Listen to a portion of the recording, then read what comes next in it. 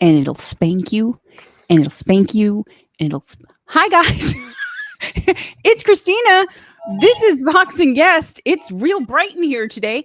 It's Monday night. I'm frozen. I don't know if I'm moving for all of you. What am I seeing over here? It's not Azul. There's Azul. Wait, hold on.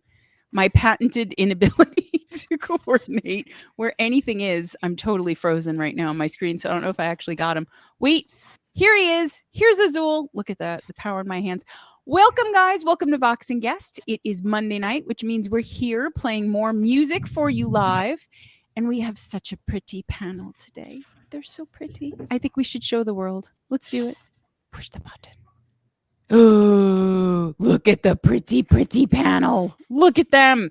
From left to right, at least on my screen, we have Entropy in Motion. This is Dre. I sound like I'm insane, but I was meant to be clapping. Hi, Dre. Sorry, had it on mute. Hey, Vox. I was like, oh no, his connection was so good before we started. And then in the middle, the center square, we have Richie Warwick, House of Warwick. Hello. Dun, dun, dun, dun. And the man with the biggest deck in the whole community. It's a big deck, guys. It's a really big deck. Geo Stowe is here, the deck of many bands, freshly shorn. You look so dapper, Geo. I'm all fuzzy. You're fuzzy. Do you have fuzzy chick butt? That's what we call it when Greg's hair is like really, and then like it's just very sensory. Please. Oh yeah, you really do. Look at you. I love that. Like an hour ago, you did not have that haircut. You were like, I'm gonna cut my hair and make soup, and then I'm coming on the show. And of course, we have Greg. It's not his birthday anymore, so we don't have to talk about him. What are you eating? Graham crackers? Okay. It's like, wow. Do you just show people your graham cracker? Are you 4? I have a graham cracker today. And my mommy's an astronaut. And my daddy could kick your daddy's ass. Well, anyway, so we're here. We're live. We might as well play some music. What do we think, guys? Should we just start with some fucking music? Push the button. I think we should push the button. We are starting with a band we have not had on the show before, which seems like a very good way to do things because we like to give everybody a chance. And this is a band called Ka the Shaking Gravel. Okay. And the song is called Vibe With Me. And they're in Austria. Like Austria. Not G'day, Australia. Austria, which I know is not everybody sometimes mixes that up. I just want you to listen. Listen first. We'll talk about them when we come back. Let's just start some fucking music. Is everybody ready? Go. Do it. Do it.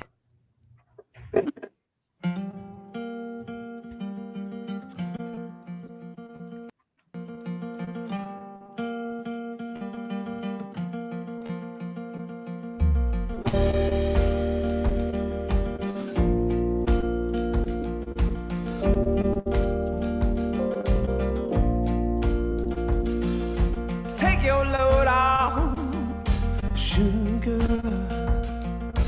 Kick off your shoes, honey, and rock to me. Let the sun shine upon us. Let the world be a marathon let us to see. Yeah. How beautiful is the nighttime. Fireflies dance to the sound of our beat. When the morning wakes, your body makes me crumble, and I can't do anything but think. Would you vibe with me, sugar? Would you vibe with me, pretty lady? Would you vibe with me? Lord have mercy. Would you get up off your ass and vibe with me? Said I can't take this no more. Got too many moves with the dance floor. Tell me why you can't be catch up. The night is barely breaking. Got plenty hours for working. Gonna slow it down for you when it's called for. Till then, keep on rocking. I ain't nobody stopping. The space between us, we have yet to explore. Whoa, whoa. Would you vibe with me? Sugar, would you vibe with me? Pretty lady, would you vibe with me? Lord have mercy. Would you get up off your ass and vibe with me?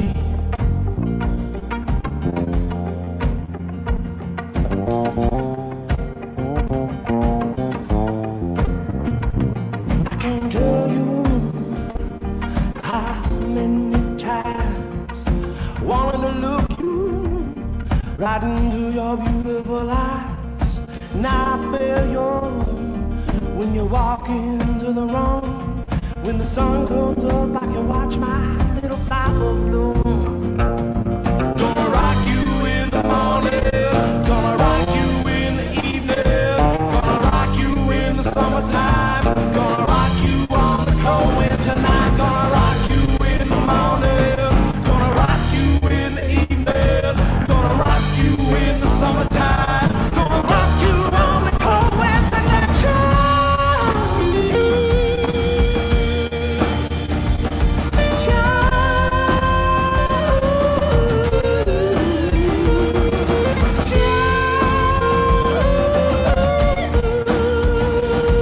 Would you get up off your ass and vibe with me?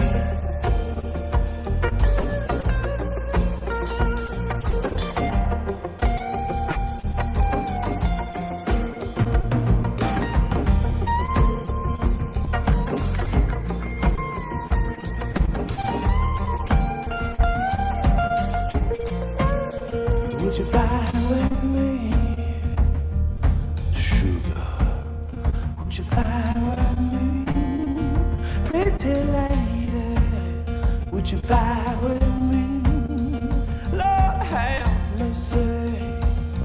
Would you get up off your ass and vibe with me? I will never, ever, ever be even remotely that cool. That guy is just so fucking cool. Like, I'm just sitting there like, yeah, I'll vibe with you. Where are we going? Guys, talk to me about vibe with me. Ka the Shaking Gravel. Talk to me. What do we think? Anyone? Choose your- Amos Lee. I got Amos Lee vibes. Yeah. Yep. And is like Ray Lamonte, but definitely Okay. Amos Lee. My wife Catherine would go. I've got to show her that. She's gonna go nuts. That's good. She's all about that style of music. I mean, Oh, yeah. I love it too, but that was really, really, really, really good. Like For really good. lack of a better No, good is a good word. word. I don't think anybody's gonna be mad at good, you know. Like it's a good thing. All right, Gio, what did we think? Vibe with me. Were you vibing with him? I was definitely vibing. I got Amos for sure. I was picking up a little bit of a Black Crowes kind of Yes. influence on it, and Yes. you know, I was waiting for a little trill. Yeah, overall, I mean, it was a nice little boppy song. I really liked it. Gio liked it. Are they in the deck, Gio? They are not in the deck. They will be in the deck. Well, they will be. It's Gio. You're like the Borg, Gio. You're just like you assimilate everyone. I love it. Ka the Shaking Gravel will have to be in the deck. All right, Encyclopedia Dre, tell us, what did you think? I saw Well, nodding first at off- the Black Crowes, but what else did you think? First off, yeah, that song is just a call to arms for everything that is just cool and just settle into a groove of life and just enjoy oneself, you know, with good company, stuff like that. But Yeah. I did definitely hear Chris Robinson from the Black Crowes vibe Yep. about 2001 era. Mhm. Really just heard that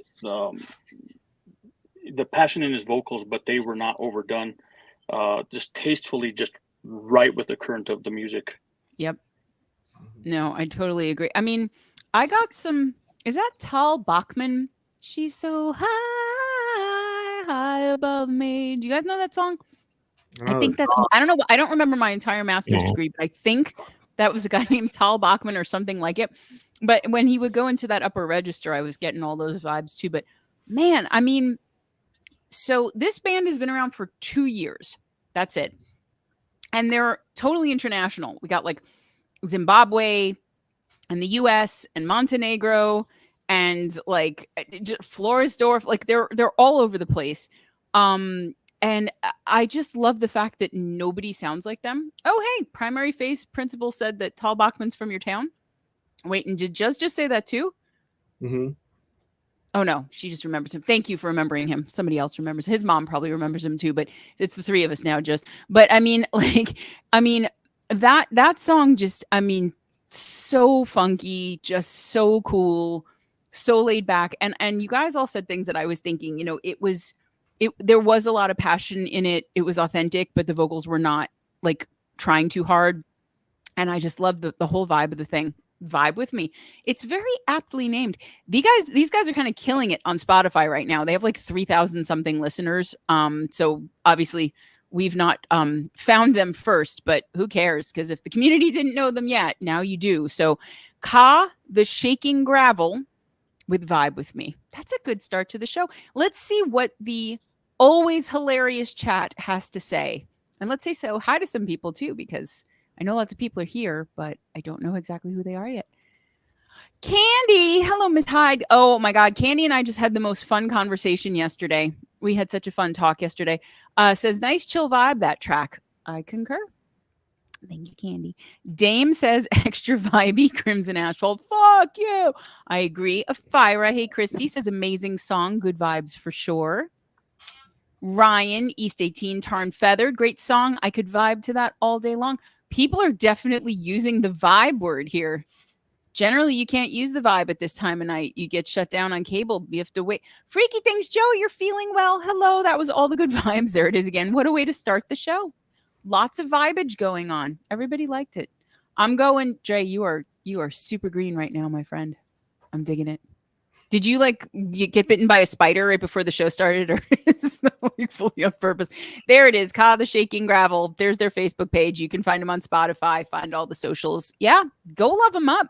They're this is the first I'd heard of them in the community. So, okay, everybody, you're talking too much. Nobody on the panel is saying anything. I'm like, blah, blah, blah, blah, blah. You guys are like, we're vibing now for the Monday. You're all like Boomhauer. Nobody's saying anything to me. All right. I think we should play Before Arcadia. What do you think, Gregory? Is that a good one? Should we do that? This is a song called Supposed to Do. The band is Before Arcadia. The vocals, man, the story you're going to hear. I love this because they're talking about when a relationship should work. Like everything about it seems like it should work. On paper, it seems like a good idea, but you're just not connecting. And I think we've all probably had that experience to one degree or another, but I haven't heard a lot of songs about it. So I think Supposed to Do, that'll cover us here. So let's roll it. Before Arcadia, Supposed to Do.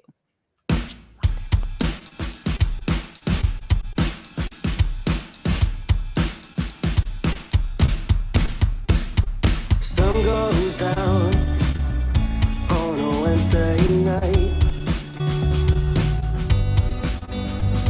I'm headed your way, but it doesn't feel right. Rehearsing exactly what I should say.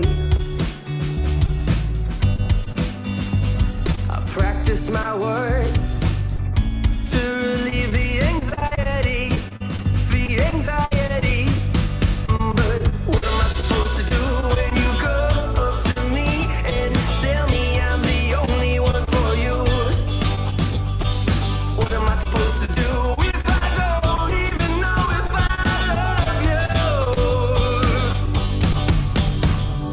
What am I supposed to do? I really don't want to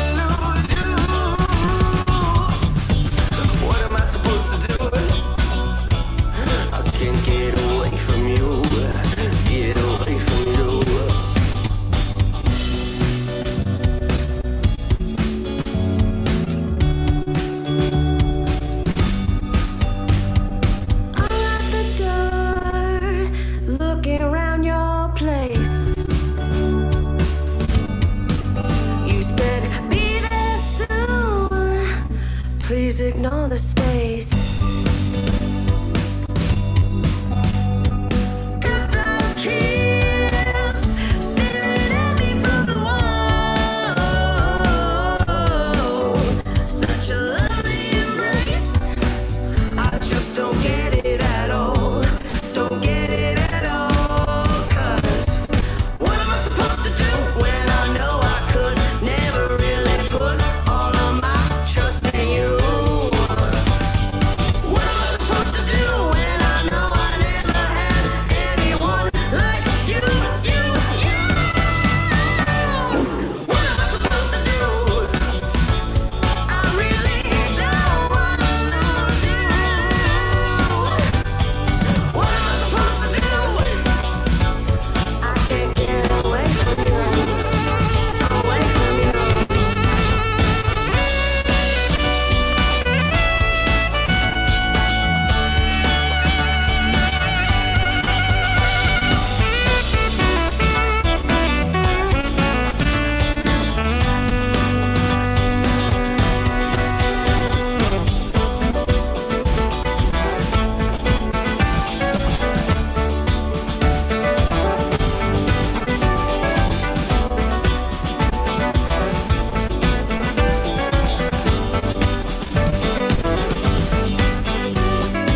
Every single day, it's a constant fight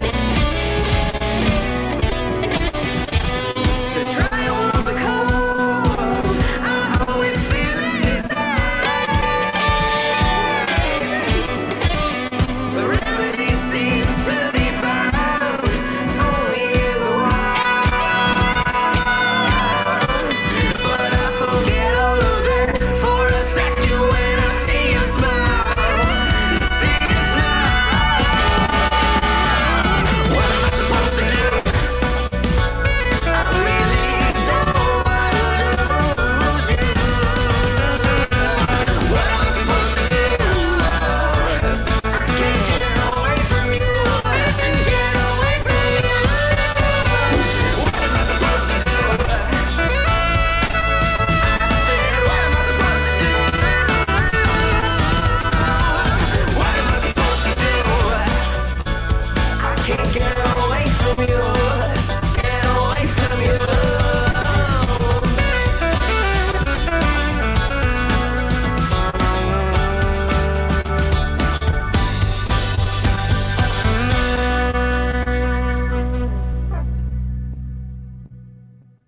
What?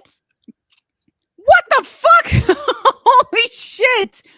Guys, holy shit. Richie's got it. Oh my God. That song started in one place, went to 75,000.4 other places, came all the way back around. It just got better and better. Raise your hand if you were not expecting the second vocal to come in. Raise your hand if you were abso-fucking-lutely not expecting a goddamn glorious saxophone to show up in the middle of that whole thing. And then that dirty little bass line that came. Oh my God, guys. Guys. Before I let anybody say anything else, this is I'm gonna soapbox on. These guys have 30 listeners on Spotify. Bullshit. Okay, I know it's gonna be higher after this, but like this goes to show you it is the same thing that I've been saying for weeks and really a year and a half at this point. You cannot base how good you are on the numbers that you get, because if there were any justice in the world, 30 people, and I'm one of them already. So it's 29 other people and me that are listening to that band. Stupidity. Panel, before Arcadia is supposed to do thoughts. I think it's pretty awesome how the sound of two people coming into agreement that something's not working. I've never heard it sound like that before. Yeah. That was so great. I really liked that Candy Dulfer-esque sax solo, and then just the little flutters throughout the rest of the song. Yeah. One of the things that I picked up on that I thought was a really good choice was the lack of distortion in the guitar when the chorus came in. They stuck with that, that pickup, the bridge neck pickup combo, maybe even just the bridge pickup of the Fender, and it's very distinguishable, the Fender sound. Great choice to not just really kick it into high gear with the distortion there. Just a wonderful song. I could listen to that all night. Seriously. I know that would be a weird show for everybody. We just played that the whole 2 hours, but man, I wouldn't be mad at it. Man, Dre, I have to say, honey, I'm always so happy when this is only the second time we've had you on the show, but even in the Always Hilarious chat, like, I'm always so happy when you're here, because it's like, you know all the things. And I'm just always so happy that the people who make the music especially get to hear you talk about it, because it's like, Candy Dulfer, man, that's a name I have not thought about in a long time, but now I've got that going through my head. Okay, Gio, Richie, who's taking it? I can take it. You can take it. Well, it caught my attention at first when it started out. It's got this kind of really easy 80s, 90s drum beat coming in, out of nowhere, and it goes on for a little while, and then the vocals kicked in. Vocals were solid, and I was trying to place it, and I didn't get it. It didn't click for me until the second voice came on, and then I was thinking Roxette. Oh my God! Yes, I did not think of that. Once that triggered, now that got thrown out the window as soon as I heard the saxophone. But and then there's that, there's just this sneaky little funk guitar, playing, all the way through. Yeah, and then this weird bass. I saw you react the same way I did when that bass solo is so out of nowhere, and then it was done too soon. Yes, I know. I wanted to. Yeah. I felt the same. No, but overall it was great. I mean, I'm definitely going to listen again. But I mean, it was a traveling song. It was one that was taking me to different places all over the place. Exactly. But it was solid. Where it was. It doesn't belong anywhere. It is where it's supposed to be. But yeah, it was a great, fantastic song. Richard, for that vein of music, I think it was perfect. I mean, I can't imagine it being any better the way it was constructed, the vocal rhythm, saxophone. I wasn't expecting, but as soon as it comes up, I mean, why wouldn't it be there? Right. That's a great way to put it. Yeah. No, I mean, I'm a fan. I didn't know anything about these guys. I'm definitely going to look them up. I can't believe it's only 30 people. I mean, what the fuck, right? Like that. No, and I love the Roxette thing. Like, I do hear it now, and Roxette with saxophone, a whole other thing, and it's funny because sax gets a bad rap, because there was so much cheesy saxophone in the 80s, especially, like, really bad. Men at Work were awesome with the sax. Men at Work were fantastic for I will listen to Colin Hay do pretty much anything, but I just that. And the other thing that I loved about that, and there were so many Easter eggs in that song, but the one that, and I would look up and kind of react to it, and I kept seeing you guys do it in turn, was that, that was in there, like right? And I was just like, and like, where did that come from? But like, it's exactly what you said, Richie, too, and you too, in a way, Gio, that like, you wouldn't have necessarily expected any of the stuff that they did. But as soon as they did it, it was like, that absolutely had to be like that. It had to be. And I love when a song kind of like reveals itself to you as you go, and just, you're like, oh, fuck. And now they're doing this. And I just think that is just the bee's tits. I don't know if that's a phrase. It is now. Gregory, is that a phrase? I haven't heard that one before. So. Okay, well, there you go. The bee's tits. That's it. Bee's tits. Guys, when you're promoting BTT, when you're promoting supposed to do on your socials, feel free to use that as my quote. It's the bee's tits. That bee, I don't even know how it would get around. Just aerodynamically, that seems kind of implausible to me, but ladybugs can fly, so it's fine. Before Arcadia, 30 something listeners, ridiculous people. Let's get on there. Gio, are they in the deck? They are not in the deck. They're not in the deck. No, they're not. we're going to reveal the fact that we do this entire show simply to funnel bands to jam. That's the whole point. Freaky Things agrees that it's the bee's tits. He says he uses that phrase all the time. Mike from Mechanic A wants to know whether bees do have tits. I mean, that's kind of a personal question. You'd have to ask bee by bee, I suppose. Arcane Synthetic. Okay. Great. Now my mouth vomit is in emoji form. Love it. Great. Before Arcadia, Beast. Okay, Christy's starting the band. Excuse me. I think I have maybe the trademark on that. Freaky says we're starting over. No, we're not. Freaky, you use that phrase all the time. You just said it. Hi, Elaine. Elaine, you're late, but that's okay. We were waiting for you. Now we can start the show, guys. Elaine's here. Everybody ready? We'll just... Okay. This is the quietest panel. You guys are just... No, I'm still thinking about the song. Seriously, I know. That was great. that was perfect. The way it was constructed, all of it, the climax of it, where the break was, that was perfect. I know. And I totally. I'm gonna go make sock puppets now. It's not gonna get any better than that. We know what that's a euphemism for, Richie. We know it. Somebody was starting to say something else. Was it you, Jay? Yeah, like you said about there was a lot of cheesy saxophone, and it definitely wasn't that. But when you said that, I immediately thought of those 900 number commercials that would come out late at night, and yeah. Hi, I'm Stephanie.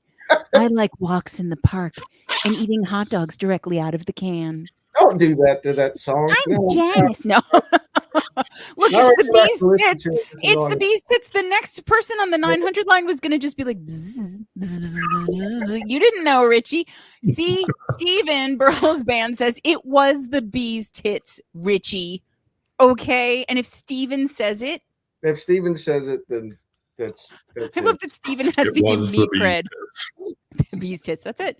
That's it. We have copious bee cleavage. Beavage? No, that's a bat. We're moving on. Before Arcadia, supposed to do fantastic. 2 for 2. 2 for 2, because this community is the shit. Holy crap.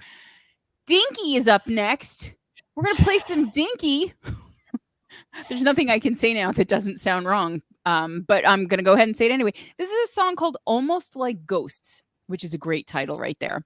And they love this song too from the new album. This is one of their favorites, and they put it out as a single. Slightly different vibe from the usual from Dinky, but let's do it. Let's play Almost Like Ghosts, Dinky.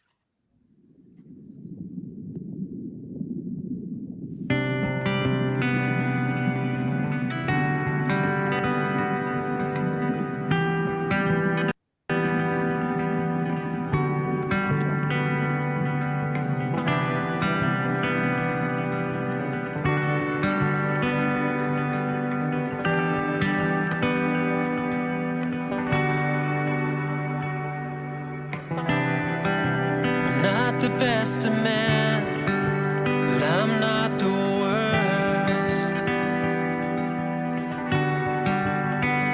I just wanna kiss you and tell you everything. But we're almost like ghosts, almost like ghosts. And I just hope that one day we don't completely disappear. Almost like ghosts, we're almost like ghosts.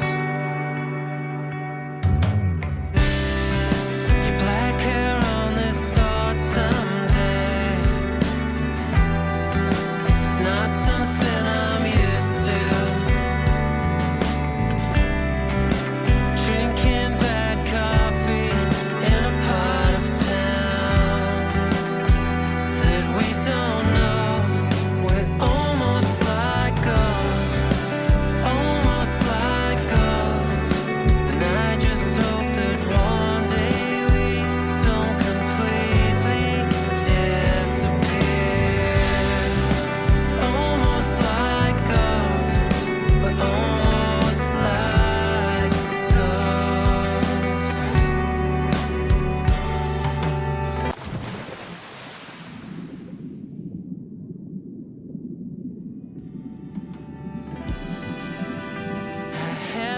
kill every silence.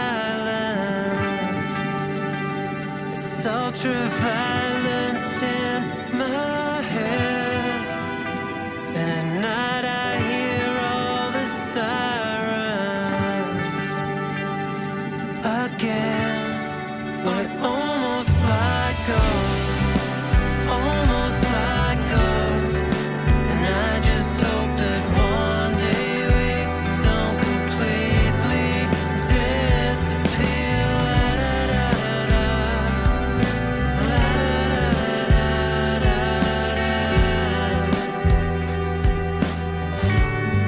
We're almost like ghosts, almost like ghosts, almost like ghosts.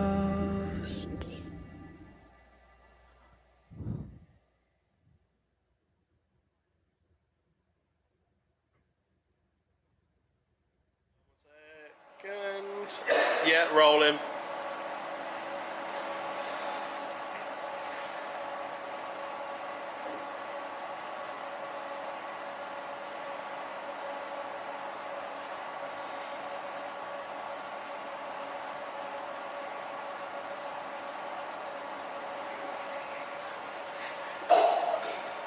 What's he giggling at?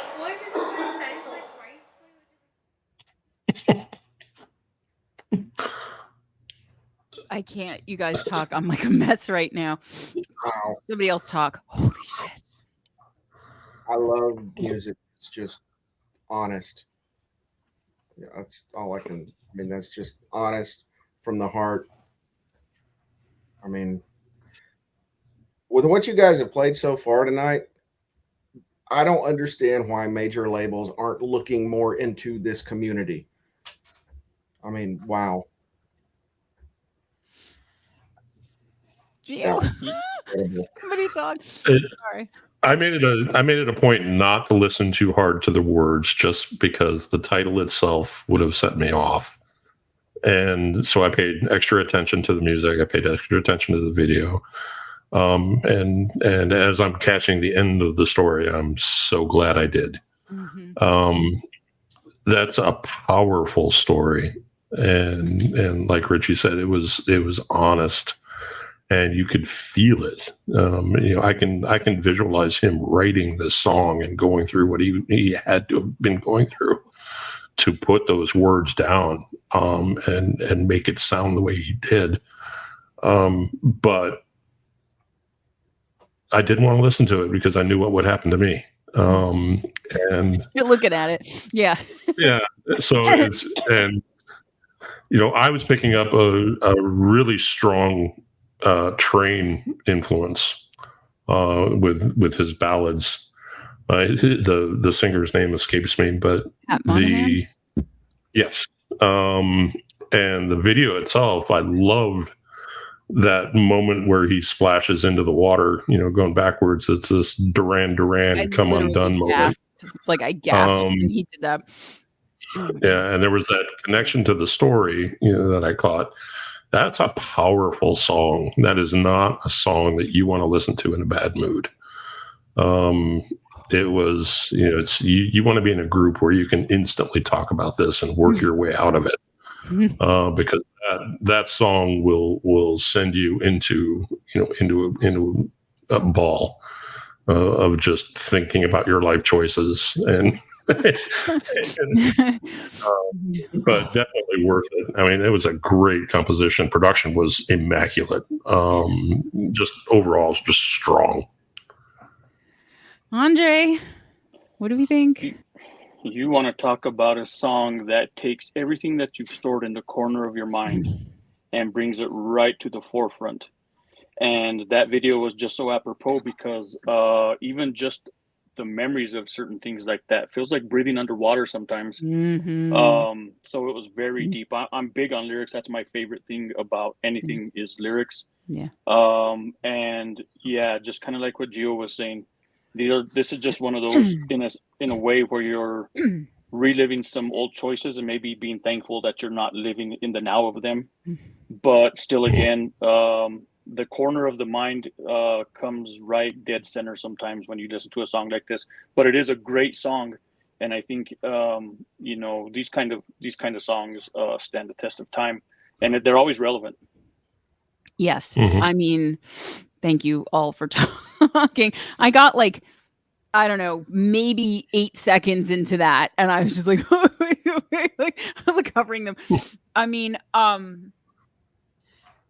first of all, I mean the easy stuff, right? I mean that vocal is just gorgeous, and I believed every single syllable of what he was singing, like every single thing.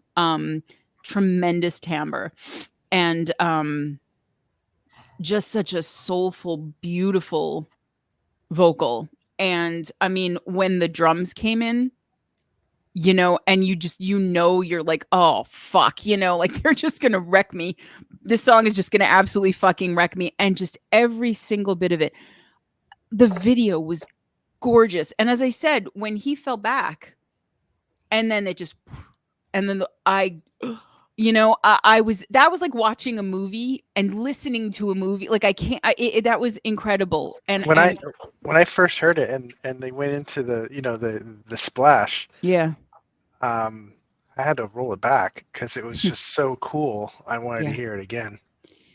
No, I mean, you know, I just want to go and like be in a room and listen to that for a couple hours. Like that's one of that is a song where like, and I don't know, maybe it's just me, but like sometimes you are in so much pain from something, but there's something almost beautiful about it too. Like it's just this The relief. kind of, yeah, like this gorgeous Mhm. aching thing that just makes you feel alive even though you feel like it's destroying you. And it's like, it's what unrequited love feels like, and it's what, like, you know, that moment where in the movie or the book or the show or whatever, like the couple that has been not together for so long, like they're almost, you know, it's like that.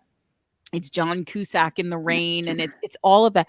And I just oh man, I love that so much. I love that song so much. Okay, let's see what the always hilarious chat is saying. It might not be too hilarious right now, but that's okay. Dinky earned it. What does everybody think of almost like ghosts? Gregory, anything you want to? Okay, music. Hi, Musical Sin says, "Wow, love that. That's start." Yeah, I mean, really. Nate, hi, Nate. Thank you for being in your little room. I appreciate it.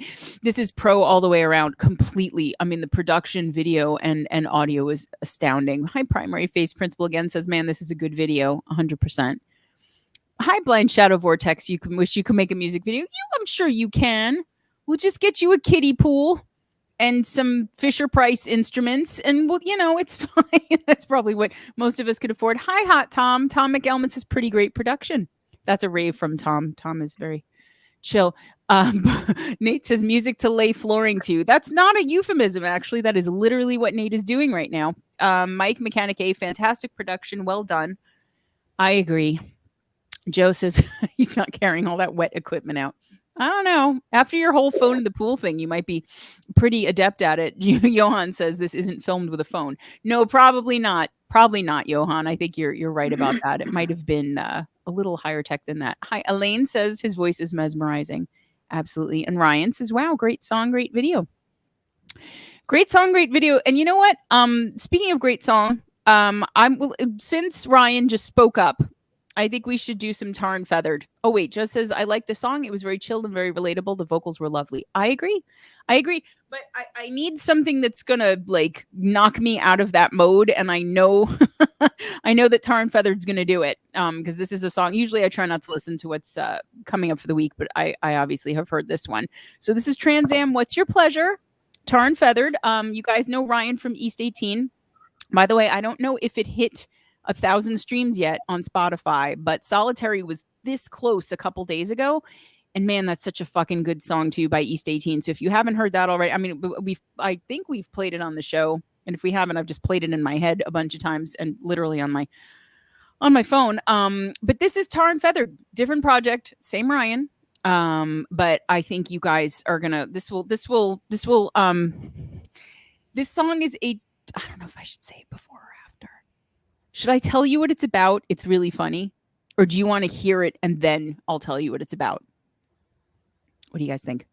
Say, let's hear it and then you tell us. Okay, let's do it. Let's play it. Charn Feathered, Trans Am, what's your pleasure?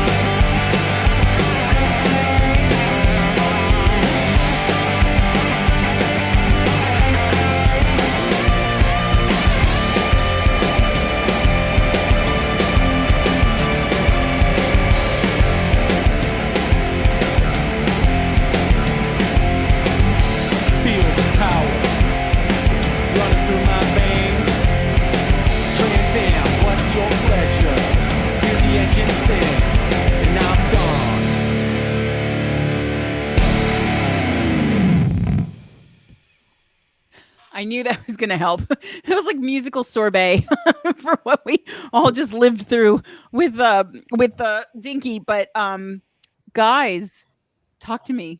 Tarn Feathered, Trans Am, what's your pleasure? And then I'll tell you what it's about.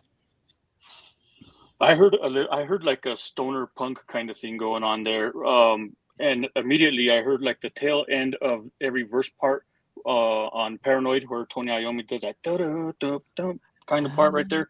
I heard that in the main riff, and the thing I really liked so much about that guitar was there was not very much compression. There was just enough gain to where it was as loose and biting and jangly as it could be, but still just kicks you in the ass. Just that was a great song.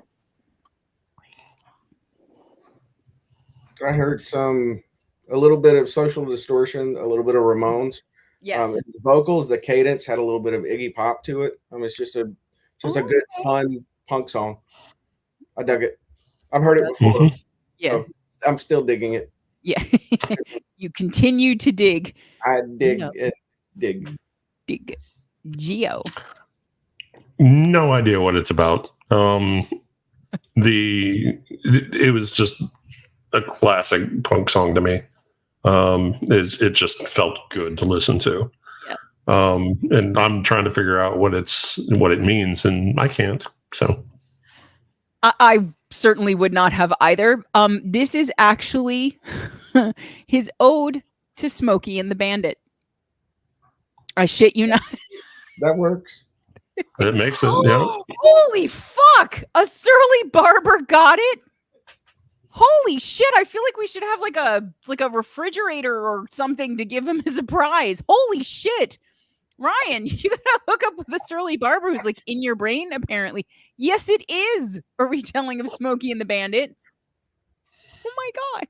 Like that's gonna blow my mind for the rest of the show that somebody actually picked up on that. Holy crap, Ryan, are you still here? Well, it's going to take him like 30 seconds to hear that, but that's okay. I mean, that song, I just, it's the song that's out for the project. There's Ryan. Hi, Ryan. There you go. Surly Barber figured it out. Holy shit. And I love everything East 18 does, and while we're waiting for that to kind of, come back around and there be more, whoa, everybody else heard that too, right? Okay. as long as it wasn't Aunt Gloria. But anyway, I love East 18. I'm so happy that Ryan has Tar and Feathered because it's new stuff coming out, and that is just a fucking ride. That is so much fun. Everything about it just pops, and you cannot not have a good time listening to that song.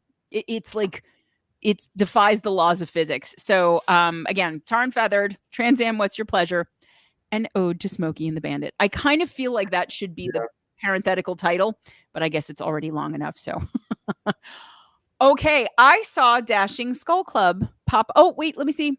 Derek Lee Goodread says it reminds me of Cramps. So I was gonna say Richie will be happy with that. Yeah, his vocals were a little bit like Lux. A little bit crampy. Lawrence Pollier says, hell yeah, that's a jammer.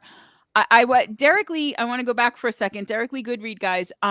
Derek Lee is going to be not as active on Facebook for a while, just for some personal reasons. But when that happens, like when Katrina Marie was kind of out of pocket for a while and Titanosaur for like really big life events and stuff, I always like to ask people to keep supporting the artists when they're not able to kind of be keeping their music in your forefront. Because Derek Lee is really talented. We've played him on the show before, and I would hate to see the project kind of sink completely out of the dreaded algorithm just because he's got life going on. So Derek Lee Goodread, I think we put his name up on the screen, but you can, if you aren't already following him, you can do that and just kind of, keep him in mind, because nobody's music should be punished for their life, kind of fucking with them. So I saw those other things were popped up there. Baby. Okay. Mechanic A promised him from EWL that he will build him a 77 Trans Am to go with his stash. I don't know if there's a car in existence that is worthy of that stash of greatness on Tim. I really don't. It's too perfect. But if anyone's going to be able to build it, Mike, I think it would be you. Craig 3 Bravo says that snare is a sniper rifle. I think I saw Joe's maybe say something about thick snares, which Arcane Synthetic. Yeah, there we go. Arcane Synthetic said sick tune. I was mixing up sick and synth. Johan from Founscap, love it. There's Dashing Skull Club. Thank you, honey, for the bring back on the transition there. Killer production work. Well, Dashing Skull Club is here, and I feel like this would be a good time to premiere something by them. What do you think? Look at the nod. Absolutely. Yeah. I feel like I need like the I used to have a little pocket Mr. T that it had like 6 phrases of his, and when you pushed a button, it would just be like, I pity the fool, or what, Mama Jack. I feel like I need that right now. You guys are so it's like, what do you guys think? I pity the fool. And then you could come in and say something. Dashing Skull Club. We have a premiere. We do. It's called I'll Kill Us All. This is the newest release on the upcoming album, Dirt Flood. Okay. It's coming out. Today's the 12th. It's coming out August 30th. So you do not have very long to wait. But you don't have to wait at all because the premiere is happening right now. Dashing Skull Club. I'll Kill Us All. I won't. They will. But push the button.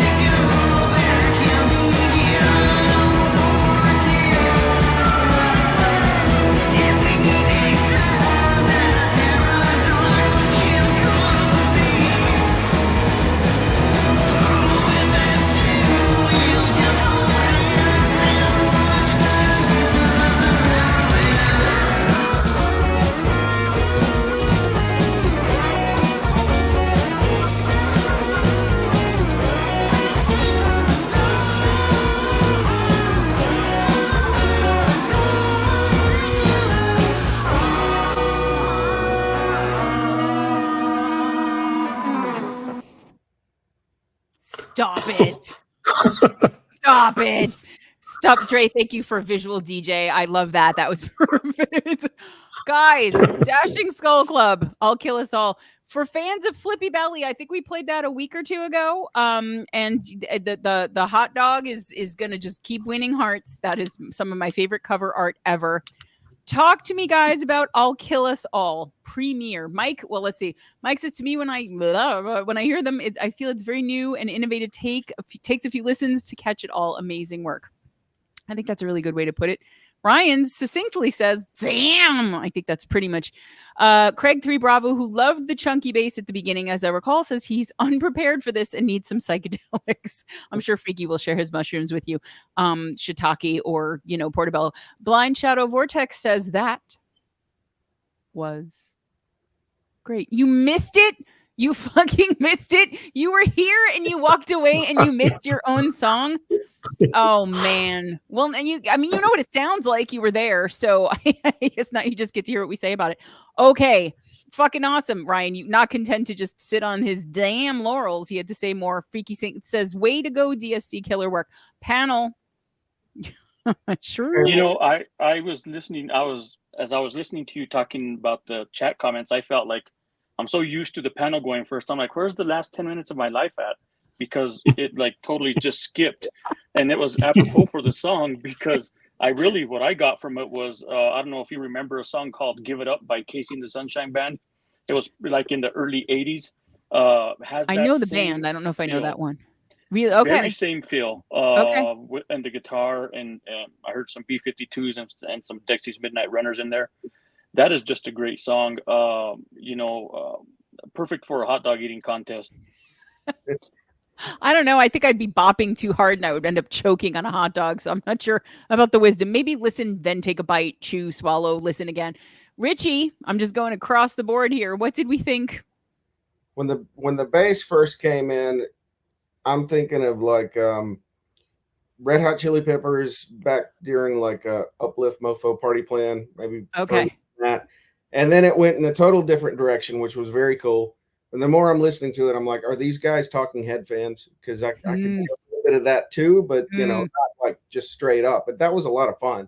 It was very cool. And the album cover, back in the day, I could have walked into a record store, not know who these guys are, and probably bought it just because of the cover and went home and been happy.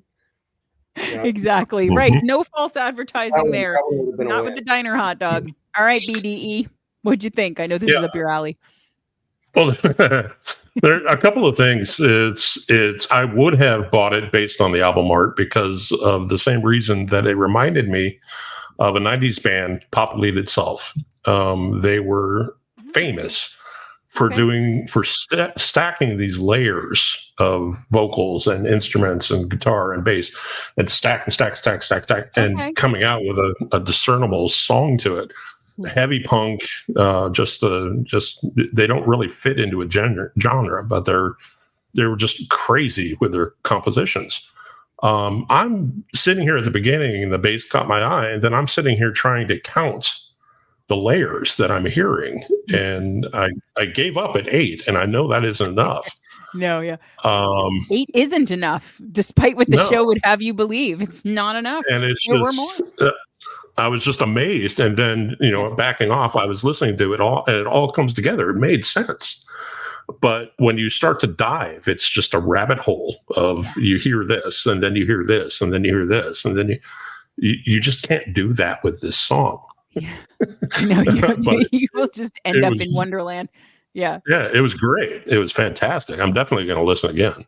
I mean, I was getting Earth, Wind, and Fire. Maybe I'm high as a kite. Like there was a definite, like, not that Earth, Wind, and Fire was disco per se, but like there's like that 70s, like like that kind of feel to it. And I love that because it's not something you hear anymore at all.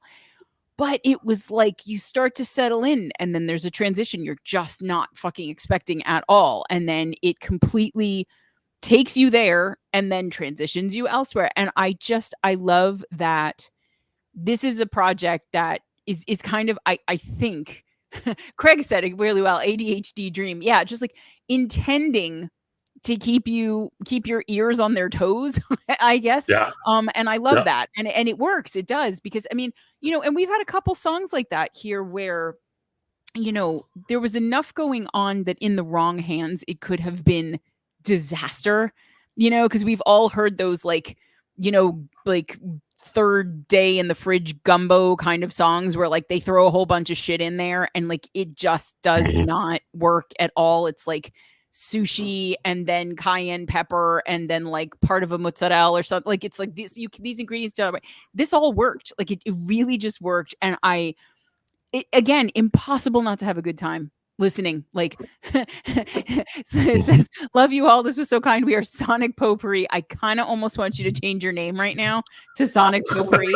And I was going to Holy say, if they're into hot dogs, they should talk to Electric Tardigrade. I was thinking of that. Yep. Well, we have the hot dog fractal in this community. We absolutely do. Yeah, I think that we should get some. I was gonna say wiener themed music collab, but beast hits. There we go. I can't literally. It's like I have innuendo Tourette's, and I can't help it. I really. But anyway, Dashing Skull Club. Thank you so much for the premiere. Really honored. I'll kill us all. Fucking good time, man. Let's see, how are they doing? Yeah, pretty well. 100, almost 200 monthly listeners. Could always be more. I know the community has already embraced DSC. So if you haven't already been following and listening, please do so. And thank you again for that. So I think we have a wrong to rectify, don't we, Greg? We do. Yes. We do. Yes. So Flux Corporation sent us a song for a premiere last week, and it got completely lost in the shuffle of everything that we were doing. It was just like a total miscommunication on our end, and we are so sorry that we did not play it on Sunday last week. But we're going to play it now. We're going to play the shit out of it. This is a song called The Fool. And basically, this is a giant fuck you to authoritarianism. And who among us can't get behind that? So let us listen to The Fool by Flux Corporation. Better late than never.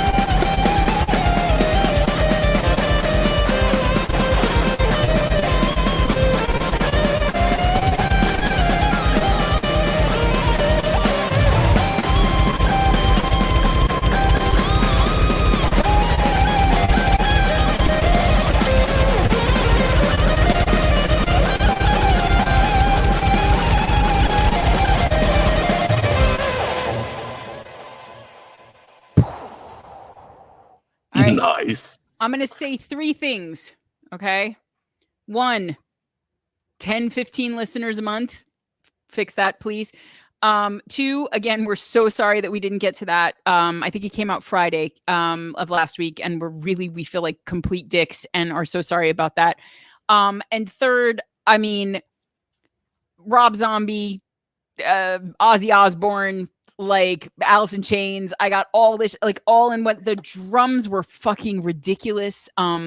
Ace Polyer's guitar, always phenomenal. I love this project. And I'm so happy that we finally actually got to play it. But what did we think, men? What did we think? Flux Corporation, The Fool. Man, whatever you do, don't lose your drummer. Oh my God. That was amazing. Sabbath, definitely. Some Sword, a little bit of that. You know, in the lower, the vocalist in the lower keys, I got a little bit of Soundgarden, just a little bit there in the beginning. That was a cool song. Yeah. Very groovy. Love those riffs. Yeah. Gio, you made a noise, so I'm coming to you. I did. I don't even know if it was meant to be a noise, but I'm coming to you. I was watching Us and listening to the song, and what I saw and what I thought was funny is the fact that Flux has once again created the song against authority, but given us a beat that had us all bouncing our heads at the same time. Yeah. So he became the authority, and it was he was setting this cadence, and all I was visualizing was this army, marching up to this song, ready to take the hill, and just the coup's about to take place. I love Flux. It's fantastic. So they're in the deck, right? I recall. Oh yes. Are they series 3? Yes. I want to say maybe they are 3. Yeah. I mean, holy shit. That's okay. Dre, drop some knowledge, because I'm sure you've got like, this sounds like Bonnie Pfeffenhutter's third whatever. Tell me what you think of the Fool. That's exactly who I heard. Knew it. I wanted to say it before you did. Anytime I hear stoner, anything stoner, that right away gets my attention. To me, there's nothing better. And vocally, if you could take Ozzy Osbourne's cadence and Danny Joe Brown from Molly Hatchet's voice, that's what it reminded me of.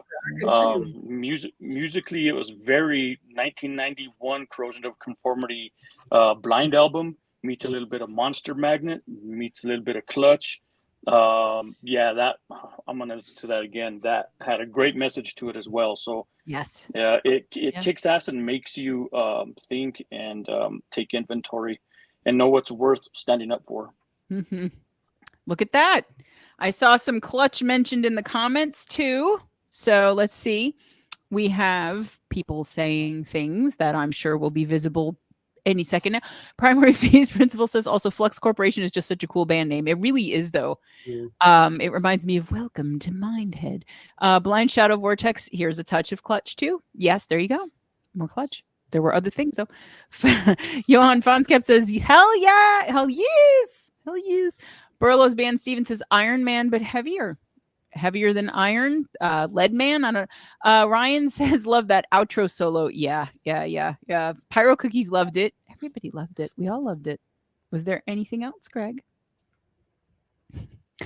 A Fire says along with the Sabbath vibes, I also heard Uriah Heep Rainbow Demon.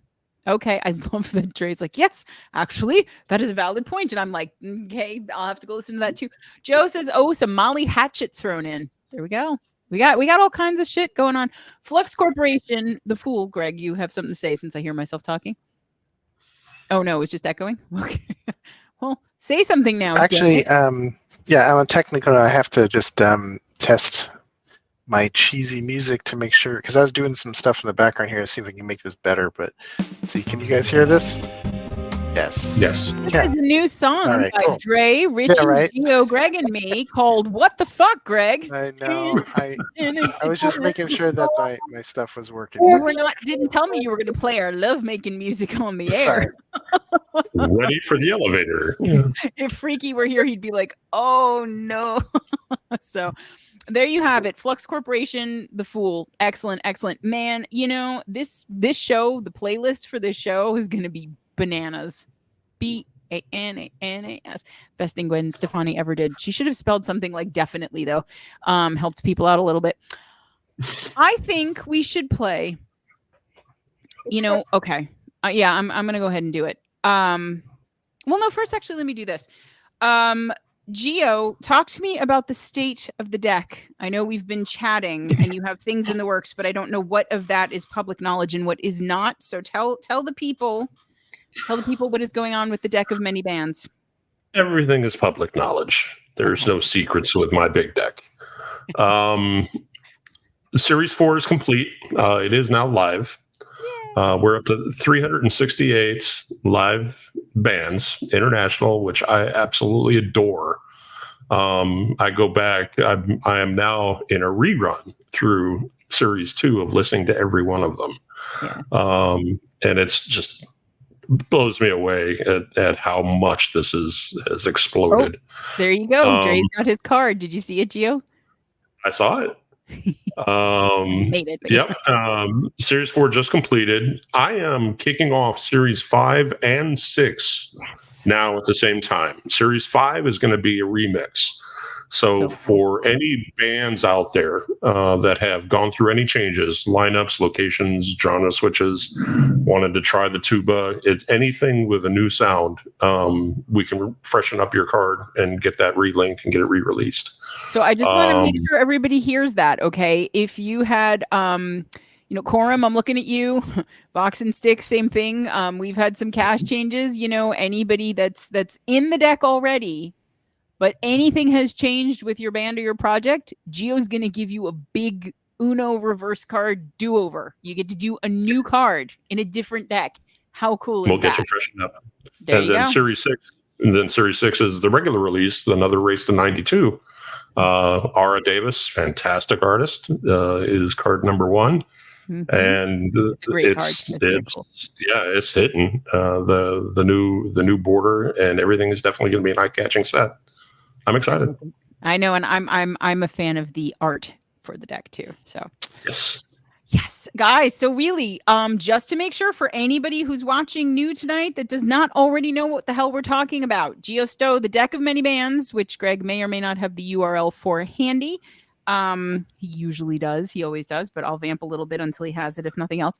This is a project whereby for free, any musician, band, project, live, studio, you with a, thimble and a spoon in your basement, whatever. Like if you make music and you want to be included in a deck of cards. Now, I mean, you can't really see it behind Gio, but this is is it 8 square feet? Gio, is that 8 square feet? So almost every deck now has 92 cards. They generally do. We have one exception building, but these are like, they're art pieces. The cards are beautiful. They're not like these puny little playing card things. Like, I mean, Dre was holding it up, but obviously there's no point of reference. But they're sizable cards. They're beautiful. Gio's gonna show us his crotch, and then see, look. Imagine the size of Dre's head. Dre could have a peanut head. We don't know. Dre could have a head the size of a pumpkin. We don't know. But it's roughly the size of Dre's face. He looks very proportional to me. Gio. Well, there you go. Gio's turned on the lights.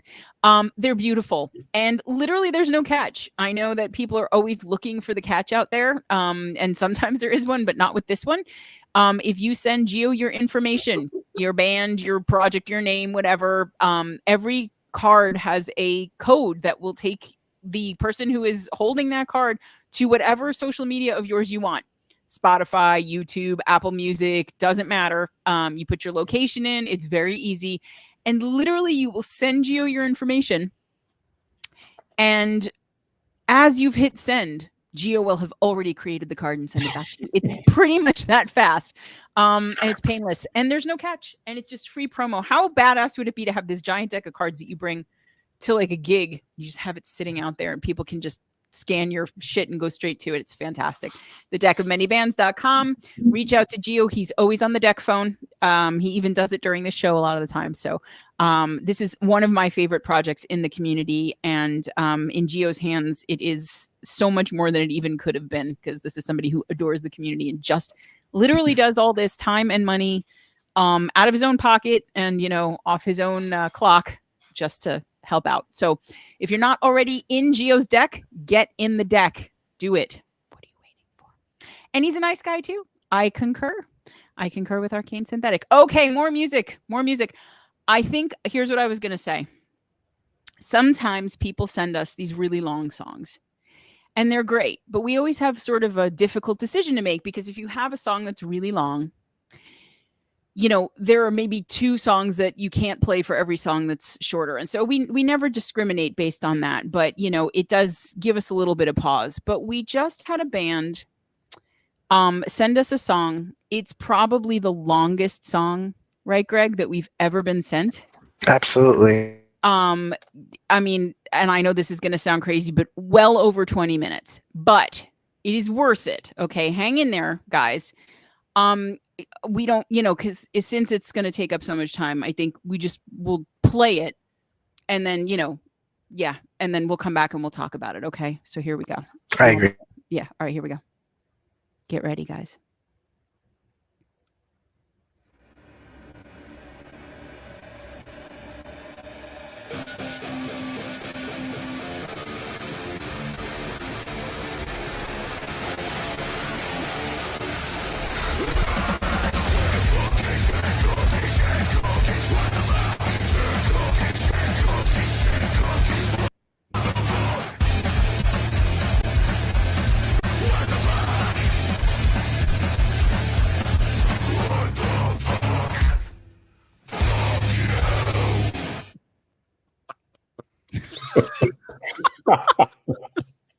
There you have it. Watch. There were probably like 6 people who were like, 20 minutes. I'm going to go make popcorn or whatever. And they come back and it's like, yeah.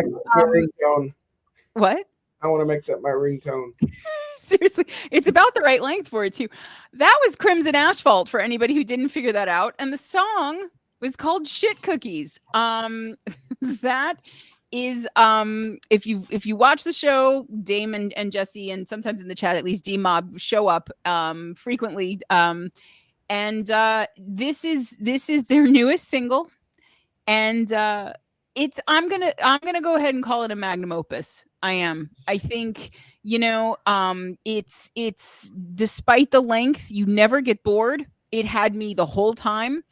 My attention didn't flag for a second, which is impressive given, the duration of this track.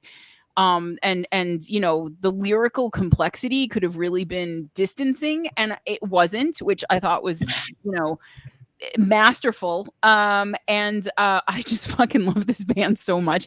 And they have, their signature, the end of every single song. Fuck you, every song. I'm so glad this was not the week that Ashlyn Green was on the show. Ashlyn, by the way, I hope you had a good first day of high school, sweetheart. I know that was today. Crimson Asphalt Dame says that's what she said. There you go. So guys, what did we think of Shit Cookies? I really like 20-minute long songs, so that was kind of like an oral equivalent of saltpeter at first. But Crimson Asphalt is badass, so that was perfect. I thought I was in a time warp again.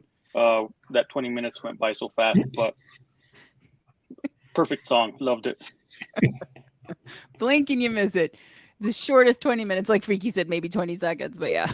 Richie Gio, Shit Cookies. Hold forth. It's like DK. I like short songs. I mean, it was right to the point. How can you not like things like that? It's like a DRI band, some of your hardcore punk bands.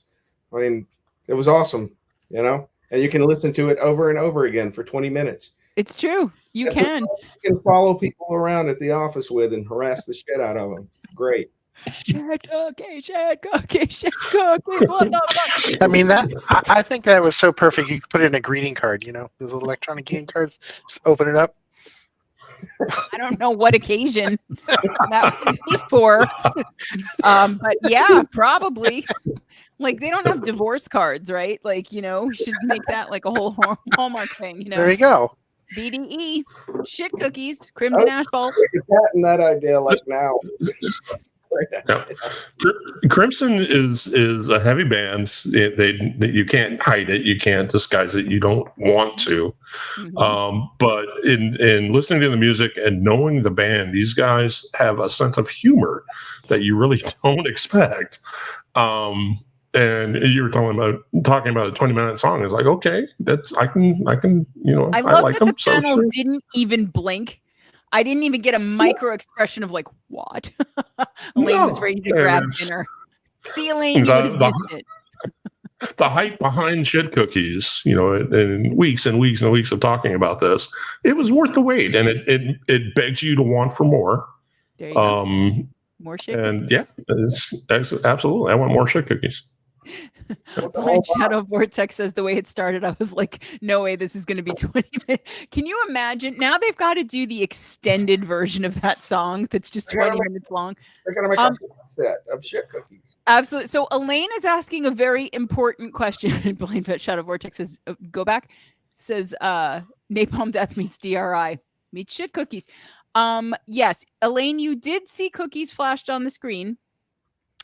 Now, Dame has told the story behind shit cookies before, but these were actual cookies that were baked and given. And the picture that's on the cover art is of the actual shit cookies. And I think my favorite detail about the whole thing is that this cookie, which looks so similar to excrement, is carefully and lovingly placed on a doily. And that just for me makes the whole thing worth it. See, Dame says those were the actual cookies. Now, yes, we joke. However, first of all, please, if you have not heard Crimson Asphalt before, as great as that is, there's a lot more to listen to. This is one of my favorite metal bands of all time. You know, and I thought that before I ever met the guys. It is the only interview I've ever done in the back of a van. It is the only interview I've ever done, their Vox and Guest interview, Crimson Asphalt, where the lights kept going out. It is the only interview where soup was discussed in great detail. There's just a lot about it. And this band, first of all, Damien, you know, has become one of my very closest friends, a spectacular person. And Jesse and D-Mob are tremendous as well. They're always, you know, up for coming and being on the show and listening to you guys and amplifying all of you. Any Crimson Asphalt song that you listen to that is not shit cookies, pay attention for the breakdown. Because to me, besides the fuck you at the end of every song, their signature is that sludgy, progressively dirty or nasty, brutal breakdown. And I'm telling you, if I had not been a fan of metal before I heard them, they would have made me fans. So please go listen to the whole discography. But shit cookies, we had to do it. We seem to have lost Gio. He's probably on the deck phone, but that's okay. Craig 3 Bravo says Crimson Asphalt is a regular on my play rotation. There you go. Mine too. Steven Burlos Band says they rock every day of the week. They do. Freaky things, great music, and great fucking people. 100%. Okay. How are we going to follow shit cookies? How? Well, I hope that doily is at least 2-ply.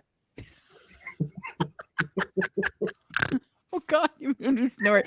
Okay. On that note, snort aside, I think maybe I'm trying to figure out like a song that makes any kind of sense to follow that, and I don't think it exists.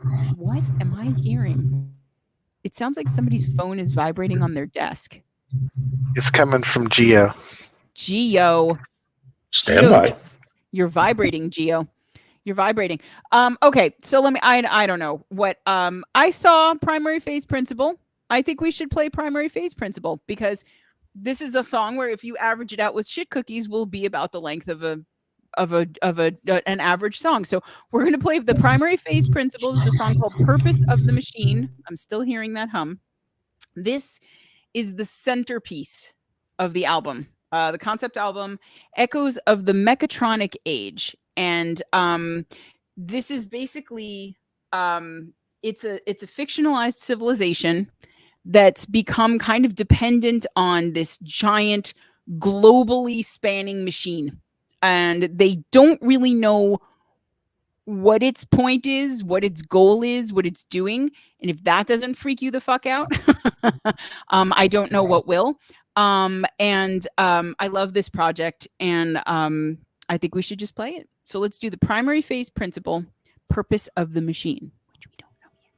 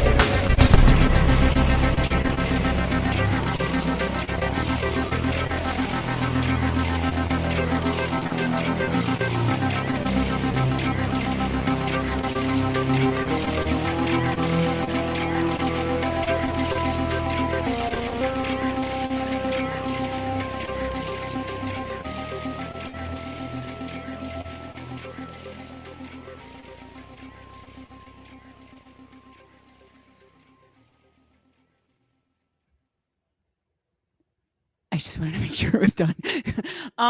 So first of all, that is a nearly 6-minute song. That does not feel like you know what I mean?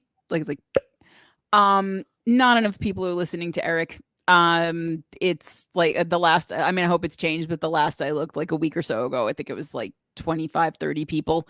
Not enough people. And again, you know, I never want to be confusing because I go on and on about the numbers don't mean anything, and they don't.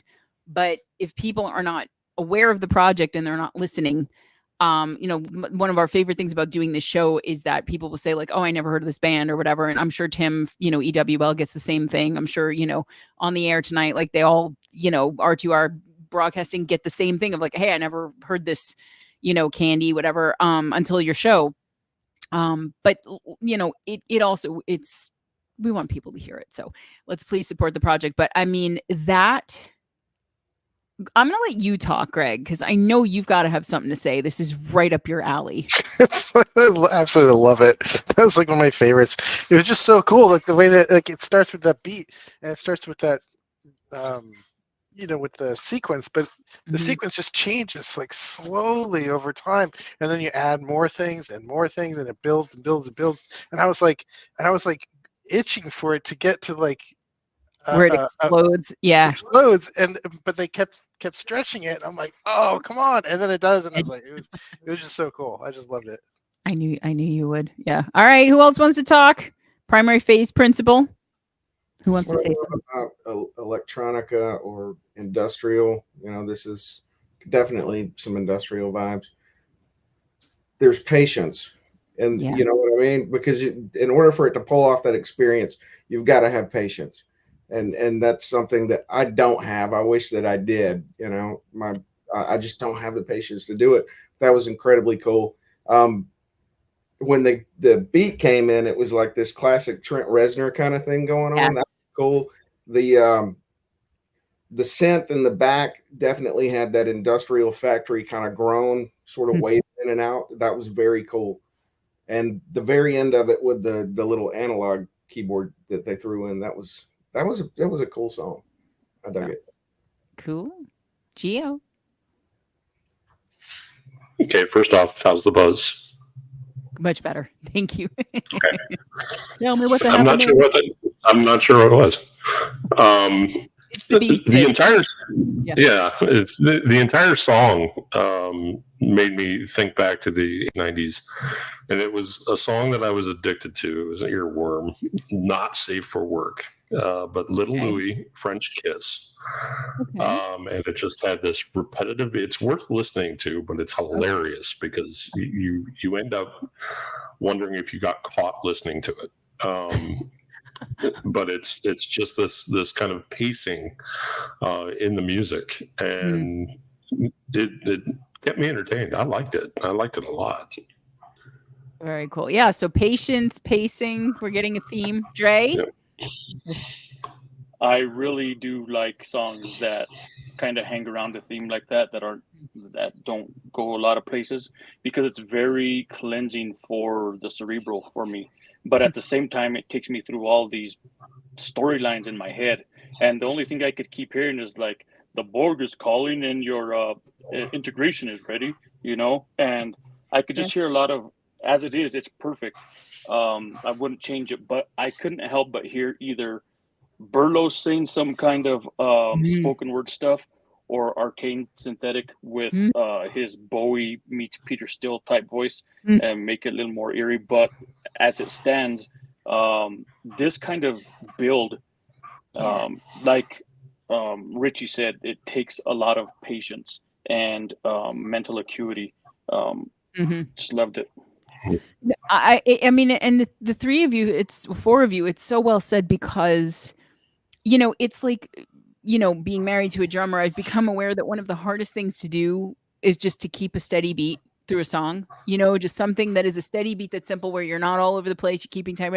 And it's that same idea of, you know, something that's that kind of, you know, methodical in how it builds, you know, and to hold the ear's interest over that period. And I think some of that is that I mean, the video, first of all, was phenomenal. And just worked so beautifully And with the piece. I was gonna say, I think parts of that were probably made by Pika. It's a Discord server that you can actually animate just by issuing commands. Okay. But the video is fantastic. I just love the figures with the capes.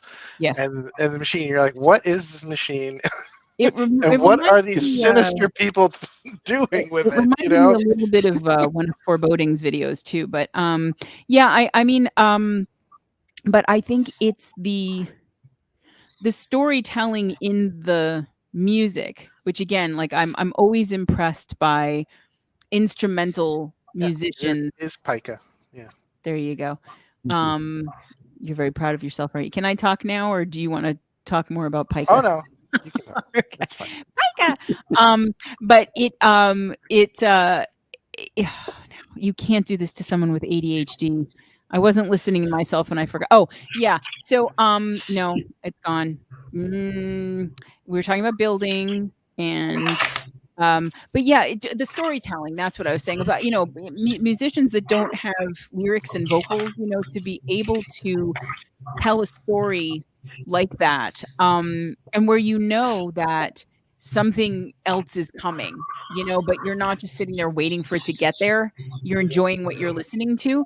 I love that. And I mean, I want to say the EP came out back in maybe late February. And again, not getting enough attention as far as I'm concerned. And the whole thing, I think it's 5 songs of a piece, you listen through, well worth it. But this is kind of the crux of the whole thing, where, I mean, shit really starts to get real, as you can tell. So again, the primary phase principle, purpose of the machine, you're not enough listeners. Let's please fix that too.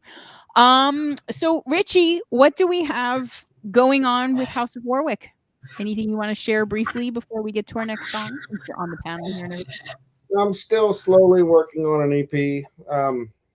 I've got maybe 3 songs that I'm satisfied with as of right now, but won't be next week. Maybe possibly 3 more to go with it. Probably wind up just being 5. Hoping that I'll have it done by the end of September. Okay. But I'm not going to rush it. Right. Is the one I heard yesterday going to be on it? Because I really love that. Yeah, I've already decided to change a few things in that. Okay. I'm glad I listened to it before you. Listened to it, and it's like, and I'm sure everybody else is the same way. Once you've got it all mixed and you're done, you're so sick of hearing it. Yeah. And then it's like, because that's all you hear in your head. So then you sit on it for a while, then you go back, you listen to it, and you're like, okay, fresh ears, yeah. We need to start killing our babies, for a lack of a better term. The edit process. That's one way to put it. Okay. On that lovely note, Richie Warwick's music is available to everyone.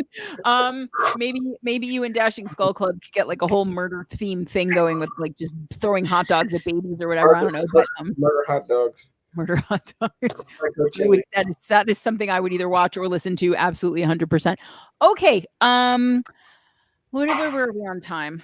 Okay, we got some time. I think we should do. I want to make sure we get to it. Is it too soon for another premiere? Should I play one more song and then do another premiere? What do you guys think? Yeah. Play the premiere. Save it or say it? Say it. Play it.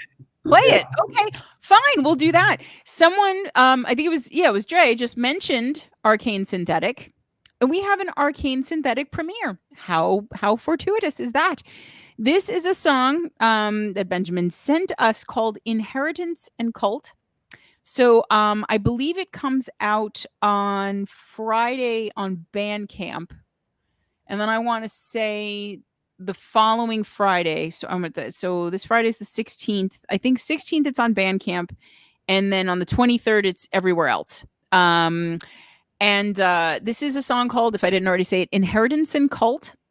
And it features Jonathan Ashwell from Skitch Hiker on guitar and bass. And if you know Arcane Synthetic, you know you're in for a treat. So let us play another premiere, Inheritance and Cult.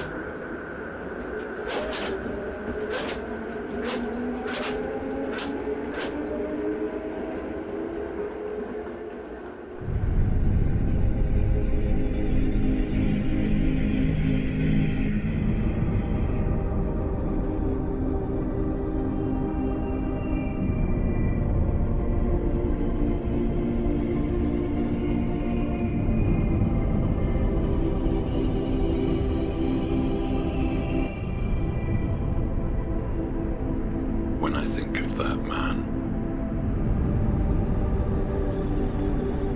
I'm aghast with bewilderment as to how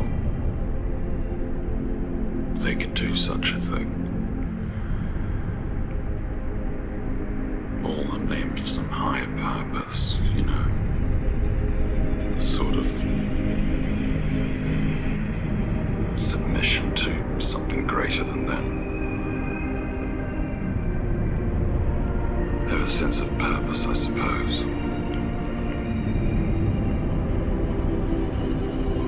But to leave your kindred for that higher purpose is just astounding to me. And I feel pain in my body when I think of it. I don't feel love for it. I'm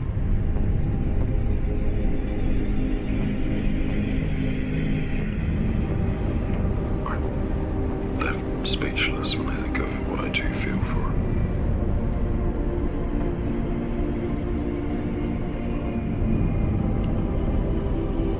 I don't know, I mean, there's an inevitable connection there, but I don't really know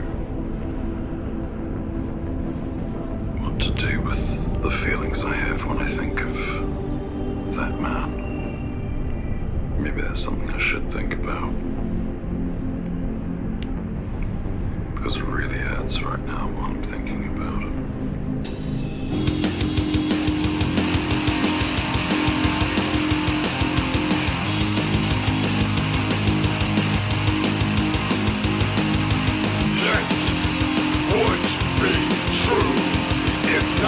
The exception of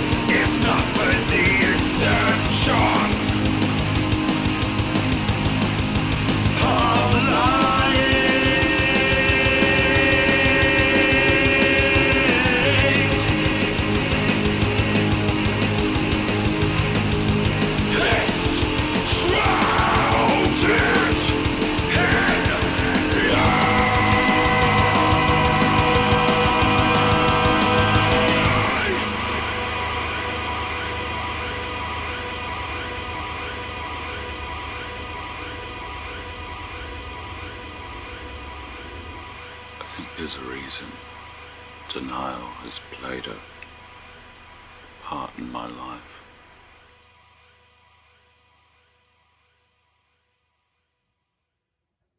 Okay, Arcane Synthetic Inheritance and Cult premiere.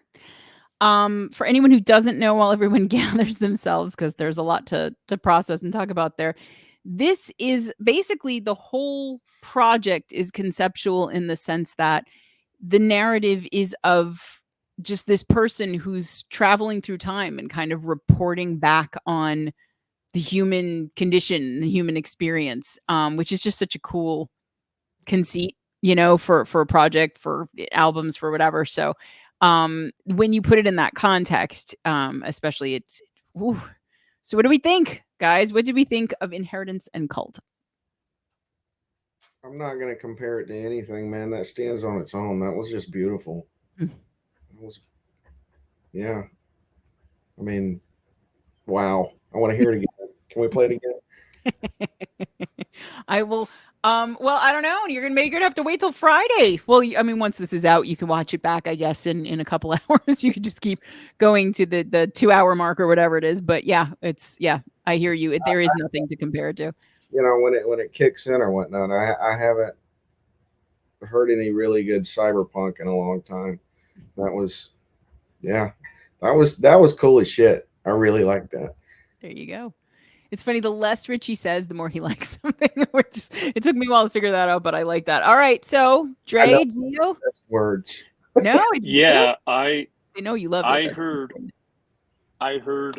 since I'm glad Richie mentioned Cyberpunk because I did hear Billy Idol's Cyberpunk album, which is very underrated. Probably my favorite album of his. I hear that a lot. And to make something like this, it really takes a lot of boldness and courage in that you have to will yourself to bring your not only your A game emotionally, but cerebrally as well.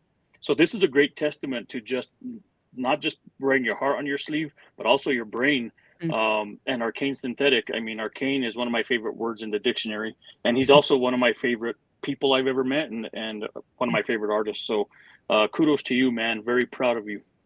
Oh, I love that. Good night, Steven. We love you. Sleep well. You better be asleep when I get on later. I'm gonna, Barney. Night, Steven. Okay.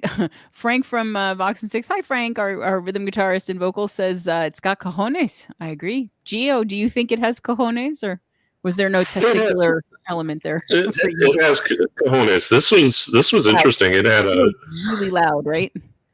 Yeah, Gio, honey, can you turn down a little bit? You're over deviating like a little demon over there. How's that? Better? Same? Same, better, not same close. as it ever was. It's better. Oh my God. A little better. It's a little better. Wait, Is it a that little sounded. That's better. Okay, good. Go for it. Okay, we were talking All about right. cojones, but whatever you wanted to say next is fine. It's got cojones. It's a journeyman song. It's telling a story. And the first images that I got were actually of Berluspan meets Enigma. And it's just this strong vocal coming in, and it's got the ambient track behind it. And they kind of transpose each other, and then they both meet Rammstein. And it's just this blast in the middle of the song. I loved it. Yeah. It's definitely, it's my style of just, home alone, relaxing, listen to music on your own kind of song. Yep. And Arcane, there's nothing better I can say about Arcane. I've listened to everything they have, and will continue to do so. It's just fantastic. Not a hardship.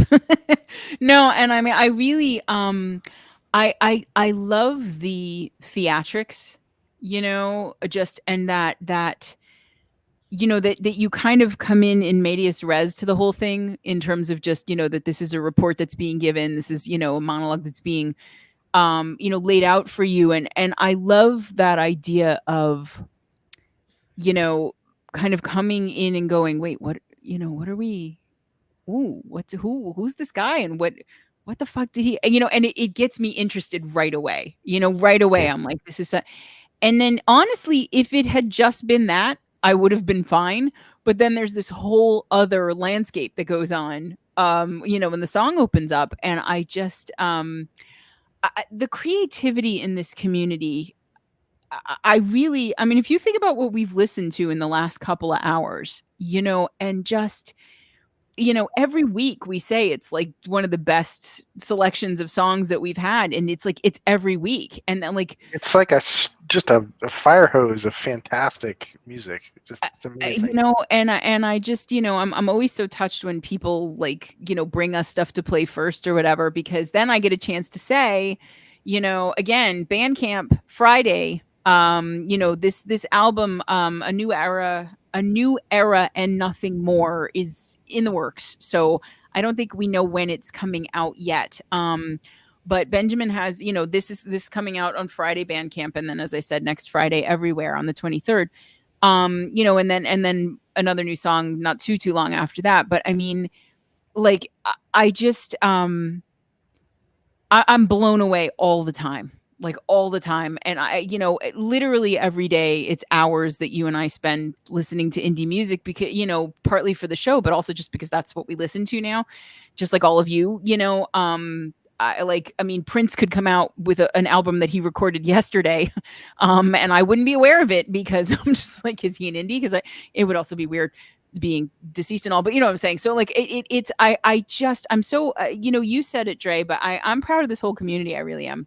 I'm perpetually impressed. And and I love the variety. And I everything we've played tonight and so far has just been incredible. And again, that's not us. That's you guys. We, we get this stuff and we play it. That's so we take no credit for how excellent a given show is because it's you guys are building the show. The only thing I feel bad about is we can't play more. I know. We would have to not talk about anything. That's right. But anyway, speaking of not talking, I'll shut up so we can play something else. I think maybe. How about we do some J Reaper system error? Fuck, I can't talk tonight. I had a new era and nothing else, and now I have system error. J Reaper system error. This is like an emo pop punk meets rap and hip hop track. And if you're not interested just from that, I don't know what to tell you. But listen for the lyrics because they might not be what you expect. That's all I'll say. So let's do it. J Reaper system error.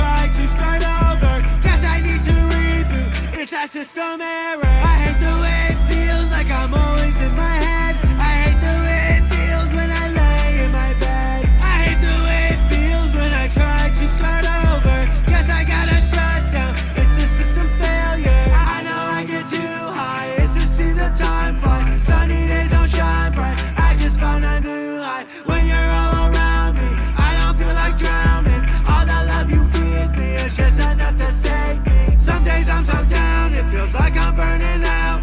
Burning up my fans. Now I'm down for the count. All the scars won't fade with time. All the pain will soon subside. You cannot just go hit rewind. So don't think about leaving all behind. Love letters and drug abuse leaves me feeling black and blue. Taking drugs to hide the lies. Medicine only buys some time. Razor blades and I love you leaves me bleeding out for you.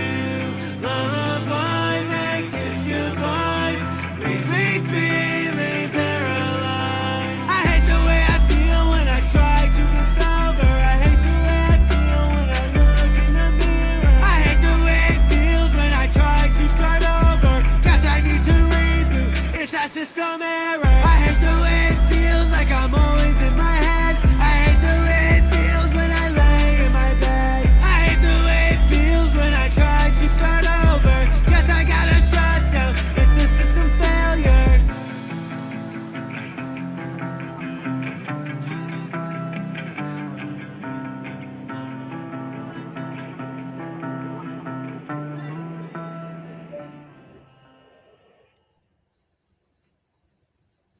I mean, I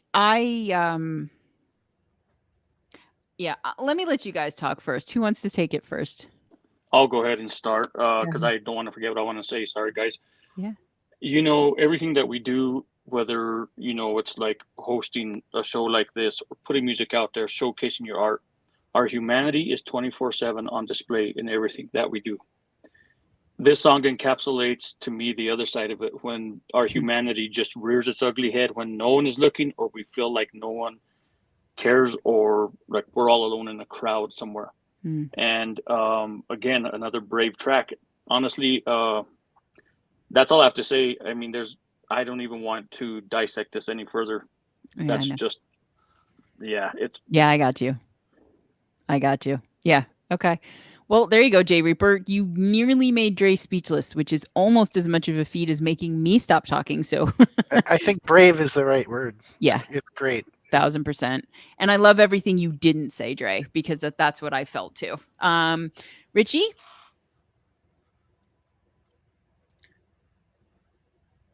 Music, for a lot of people, and probably everybody here, gets us through some of our darkest times. I could have used this song Definitely. Hmm. And it yeah, no, I feel that. And you're talking about brave or whatnot. It's brave for somebody to be able to express themselves this way. Mm-hmm. Some of us can't, some of us, even through our music, we just can't. It's like there's a wall. You just can't express it, you know, Mm-hmm. as honest as you want to. So, I mean, this is, yeah, that was just poetry Hmm. and just Hmm. of just life. Geo, gotcha. Yep. There was a clarity to this message that I really read deep into.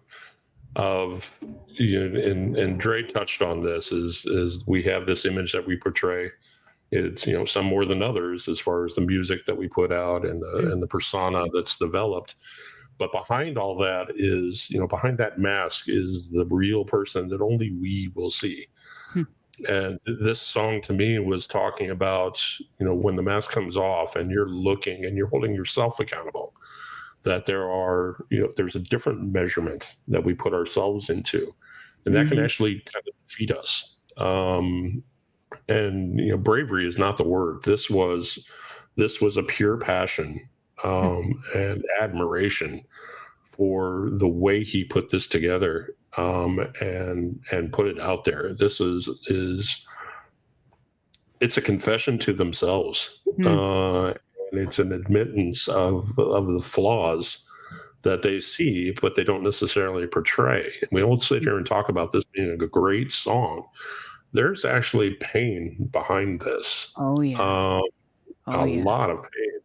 And I was reading into that, and to be able to articulate that with clarity, and that level of power and that level of passion that you can hear in his voice is an admirable thing. And I'm proud that he was able to accomplish this. This is a work of art, not just for art's sake, but for the fact that he had enough sense in himself to look past it, and it didn't stop him. Because way too many times that can. And that was powerful. That was great. That was fantastic. I mean, I could not agree with the three of you more. And I think that, I mean, the detail pieces, to start out in such like an almost tender way, and then to have that groove come in, and it could have gone in a bunch of different places, and there was something in moments in the timbre almost childlike, like the id speaking, but also the superego at the same time, this sort of like, I hate the way I feel when, I'm in my head, and I hate the way I feel when I'm lying in my bed, and it sounded like as a parent, when you have those conversations where your kid is just, the world is too much, it's too big, there's too much going on, they don't have the toolbox to manage it all. And, as the adult in the room, you can't admit that you don't either. It's not like you get the toolbox when you get older and everything gets easier. It's just you're more aware of it, and it hits you harder, if anything. I was going to say the melody he baby. uses the melody is Okay, almost go like I'm sorry, Okay. a schoolyard taunt. A little bit, yeah, or at least the cadence of it. But yeah, but I mean, but then, you get those moments where there's that rasp in the vocal, and it's like this quiet scream, of just frustration and pain and loneliness. And, the most difficult place to be trapped is in your own head.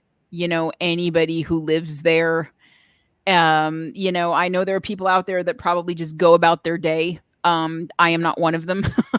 I'm always thinking and then rethinking and then overthinking and then over rethinking and whatever, and I know that feeling of just like, I will say that to myself sometimes, like, just like, stop, stop, like I need a break from me. I need a break from the racing thoughts and the intrusive thoughts and the anxiety and I mean, to be so honest, and talking about, drugs and dulling pain and all this other stuff. I mean, I think it's not that there aren't songs out there that have tackled similar themes. There certainly are, but there was something very arresting about this because it was so unadorned. It was so real. It almost sounded like somebody put a tape recorder in his therapy session, and I love that confessional kind of feeling. And again, there are people who insist that being strong means that you basically either never express your emotions or you deny that you have them all together.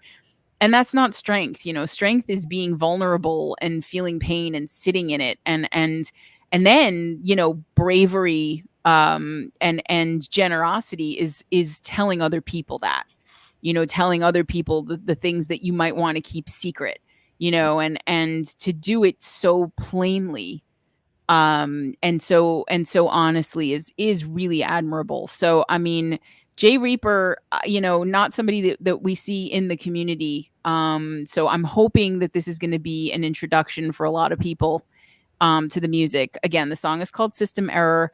There are a couple of Jay Reapers on Spotify, at least if I recall. But if you look for the one that has System Error, you'll know you're in the right place. So let's please make sure to love him up too, because, we want more of that. Holy shit. So let me see, how much gas do you have in the tank, Greg? How many songs do you think we have left before you fully pump? A few. A few? Yeah, a few. Okay, that's good. All right. I think let's pick it up with some Orbital Smash. I think we should do some Orbital Smash. This is a song called Follow the Moon. And it's their very first demo. And they're very proud of it. So they just want us to enjoy it. It was the cutest thing. We asked people to send us a little something and they're just like, we're so excited about the song and we hope everybody loves it. And I'm like, I kind of love you already just for that. So Orbital Smash, Follow the Moon.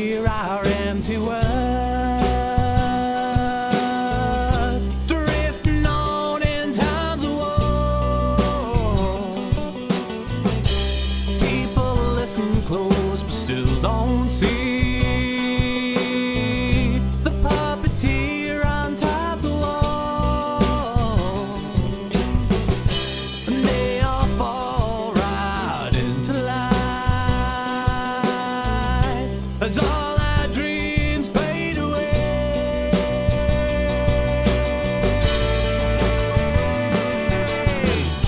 A mirror of myself, and I did not know where to hide. It showed just what it means to be a wonder in the sky. Follow the moon.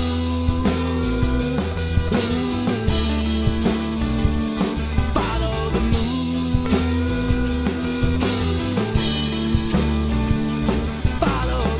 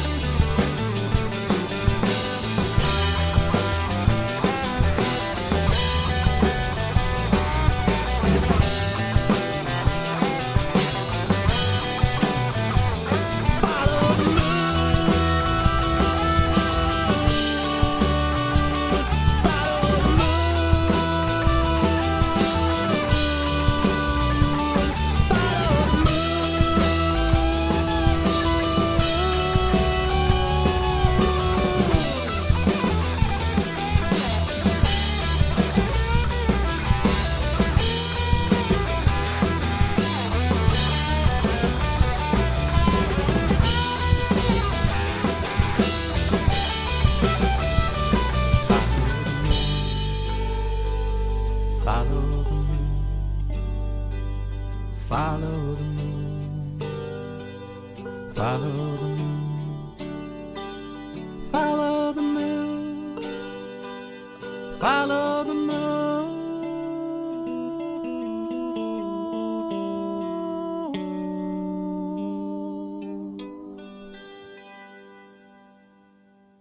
Aw, that was so cute. I mean, I'm not gonna say much because I want to make sure we get to more, and I want to give it a shot. I mean, if Neil Young like just jammed out on "A Day in the Life" by the Beatles for a while, that's to me what that would sound like. I loved that. I just thought that was. I really love that. I love that. What do you guys think? I'm trying to talk fast to make sure we get everybody in. So who wants to take it first? Follow the Moon. I heard the Beatles. I heard. I was trying to place the song, and all that kept popping into my head was "Nowhere Man." Just that cadence, that rising note, and then the drop, and then the rise again. And then when the guitar kicked in strong, it was Oasis. Yes, which is basically the Beatles, but yeah.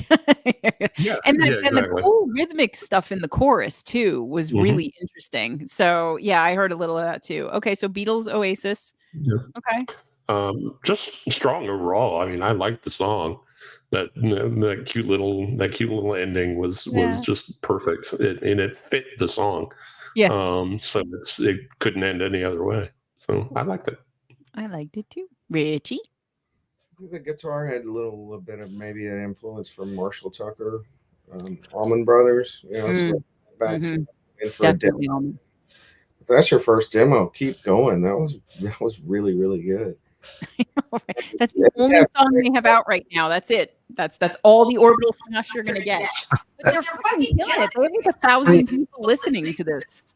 I mean, that song made me feel like I was like at a music festival.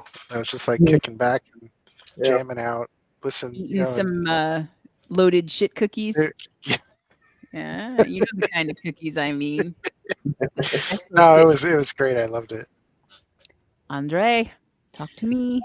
Some songs don't need all that production. That raw sound was great. I did hear some Crowded House a lot. A little bit of Neil Young in there. Yeah. But what I heard a lot of is if the Hillel Slovak era of the Red Hot Chili Peppers had the experience and the sensibilities of the 90s John Frusciante era, that's kind of what I heard a lot of there. The innocence of the early Peppers, but some of that kind of starting to come into knowing what the business is like and being successful is like.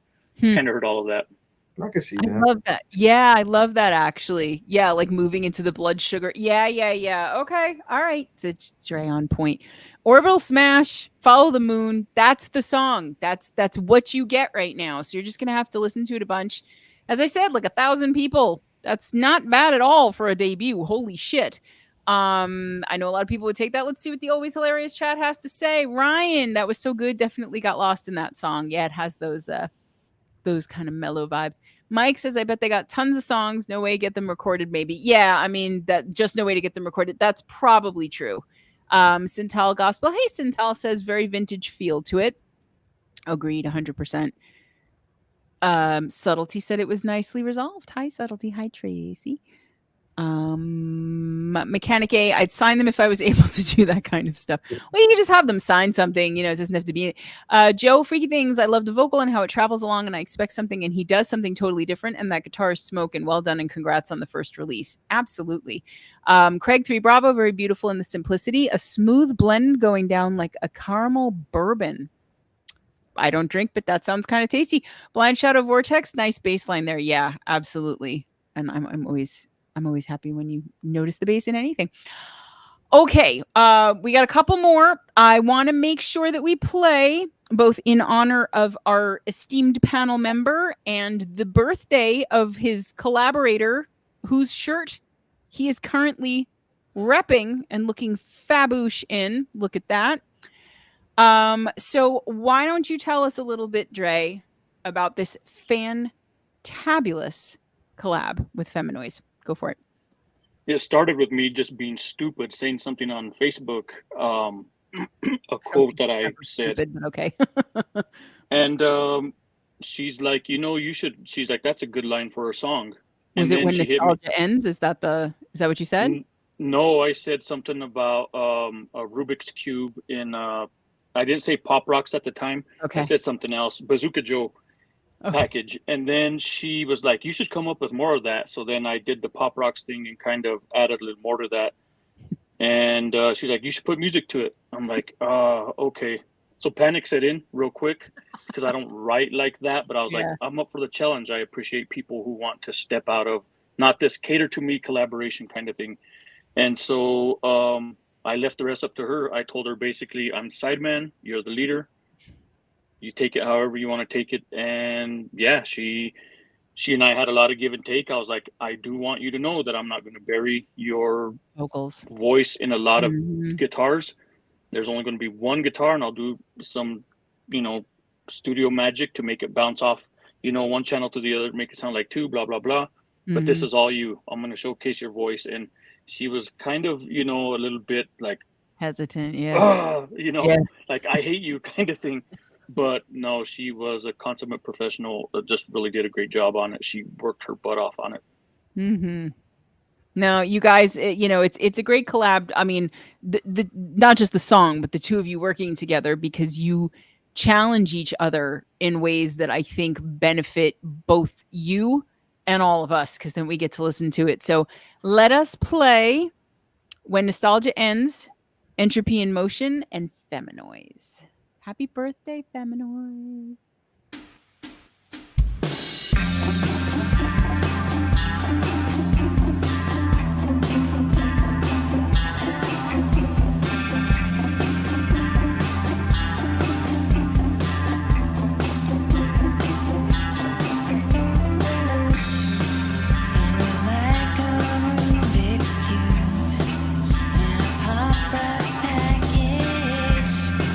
Colorful, chaotic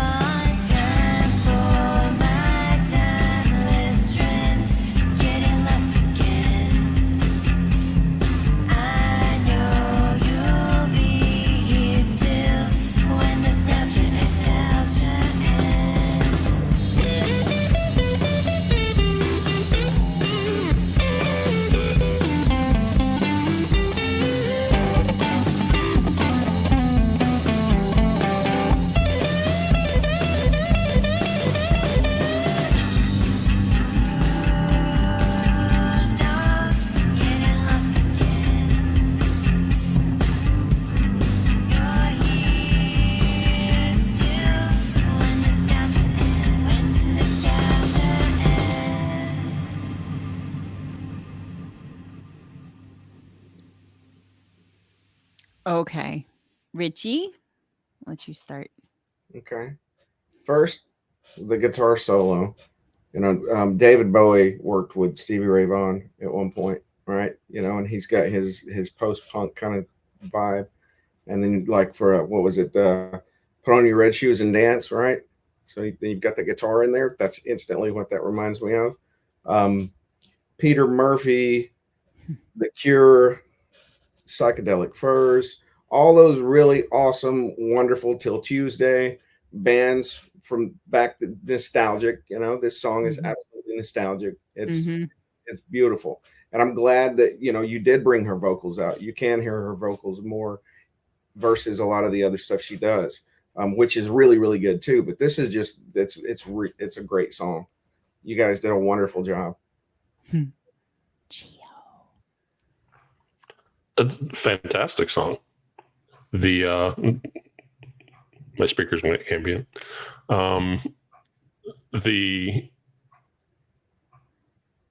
It reminded me of Belinda Carlisle as far as vocals go. Picked up a lot of Bengals. His overall composition was fantastic. I mean, there's nothing bad to say about this song. The pacing, the content, the story is just fantastic. Fantastic collab. You done good, Dre. He always does good, man. I mean, he's gonna come out with a country song next week, and we're just all gonna be blown away. I'm totally convinced you can write whatever you decide to get up in the morning and okay, this is what we're gonna do today. It's just gonna come out phenomenal. Dre has heard me talk about this song and just him in general a lot, and and all of that still stands.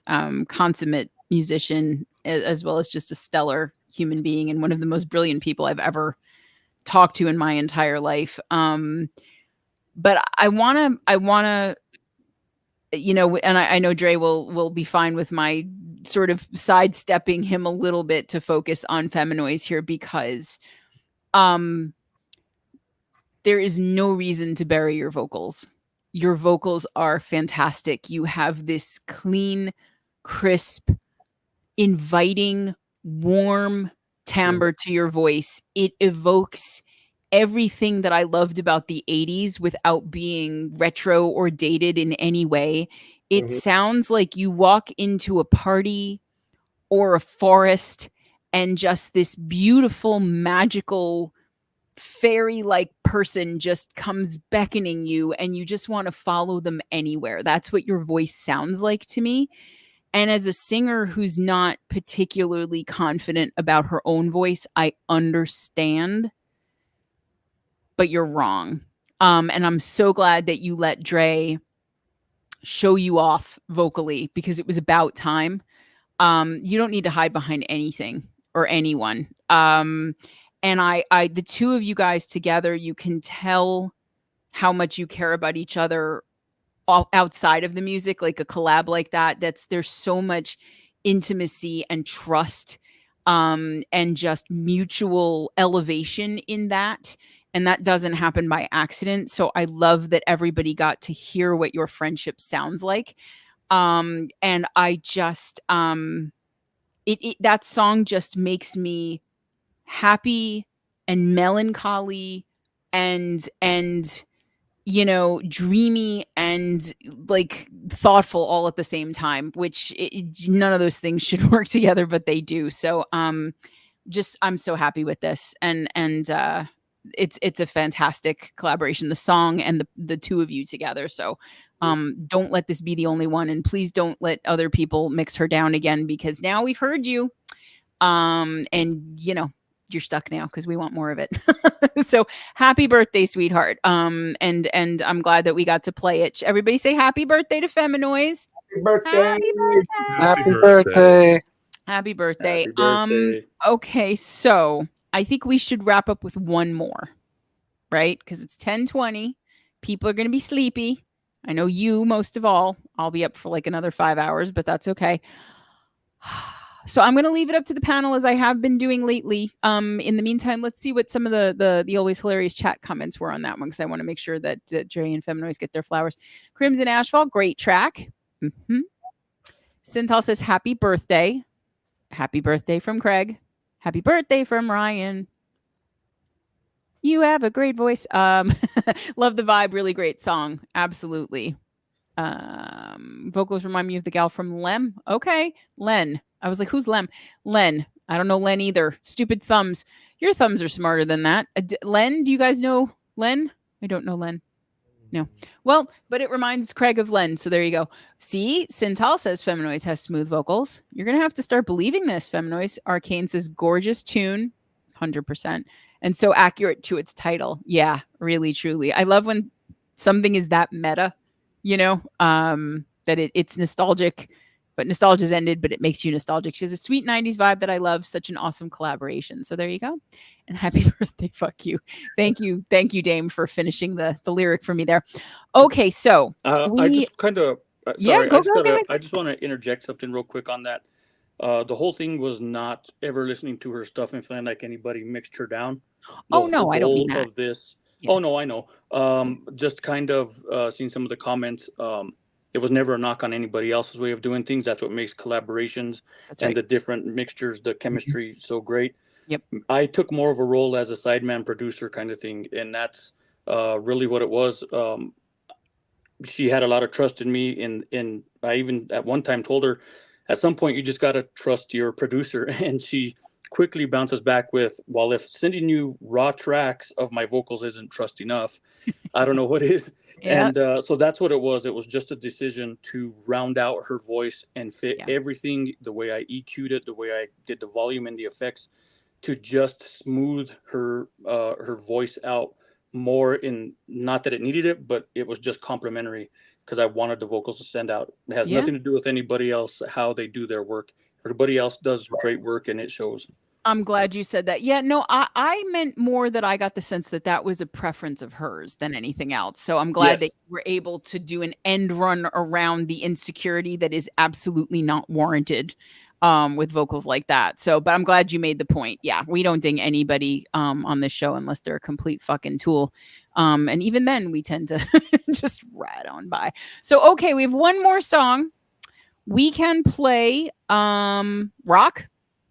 We can do some country with some steel guitar. We can do like a flamenco kind of acoustic, or we could do some punk metal. What do you guys want to hear? I know you're each flamenco. Flamenco. Okay, we have one vote for flamenco. I'm down. Sounds good to me. Okay. I'm totally intrigued. So yeah, we can do that. All right, let's do it. It's Rusted Apple, and the song is called Beyond the Moons, and it's a flamenco instrumental. So it's going to be a different way for us to end the show, but that's okay. We like to mix it up here, and the goal of this song was to prove that they had passion. So here we go. Rusted Apple, Beyond the Moons.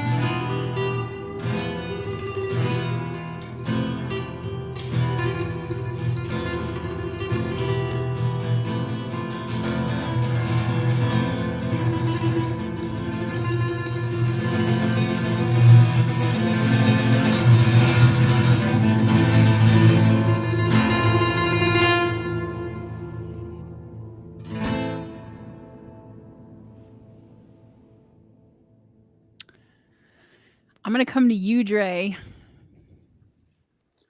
Okay, so sorry if I was a little bit bossy with wanting to hear flamenco. I just love anything that has anything to do That with wasn't bossy. Spanish Yeah. music. Latino, any of those regions.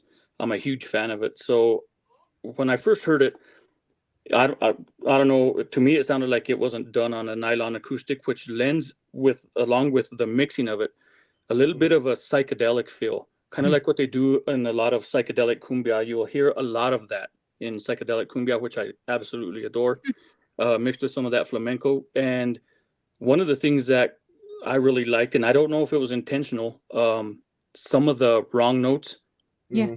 just suited it perfectly because it kind of added to this feeling like you're in what's that guy's name? The guy who did like Desperado and From Dusk Till Dawn. That guy. Yeah. Banderas. Who? Antonio Banderas. And Antonio. no, but the director though, right? Yeah, the director. Oh shit. I don't Quentin think. Tarantino. Yeah. Quentin Tarantino. God, Yeah. I just kept thinking Oh, feet, yeah, but I couldn't remember his name. He actually was the director for it, but I know what you're talking about. Yeah. Yeah. So that's exactly. I dug it. Okay, Richie. That style of music is just always it's haunting, and it's passionate, and a lot of yearning to it, and it's very difficult to play. So I respect that, and like Dre was saying, there's you get a lot of the atmosphere with it, with the reverb that they mix in there, and you could tell this was live, and that makes it even more special. But, Exactly. Yeah, it's okay. Gio. Mom would be proud. It's definitely, and you're right, Dre. I don't think this was nylon at all. This was definitely steel string. It made me curious to wonder what it would sound like on the 12 string. Some of the wrong drops were wrong, but they felt right. And it was just this dance. I could see cumbia is dead on. Mom played this from 3 to 7, 8.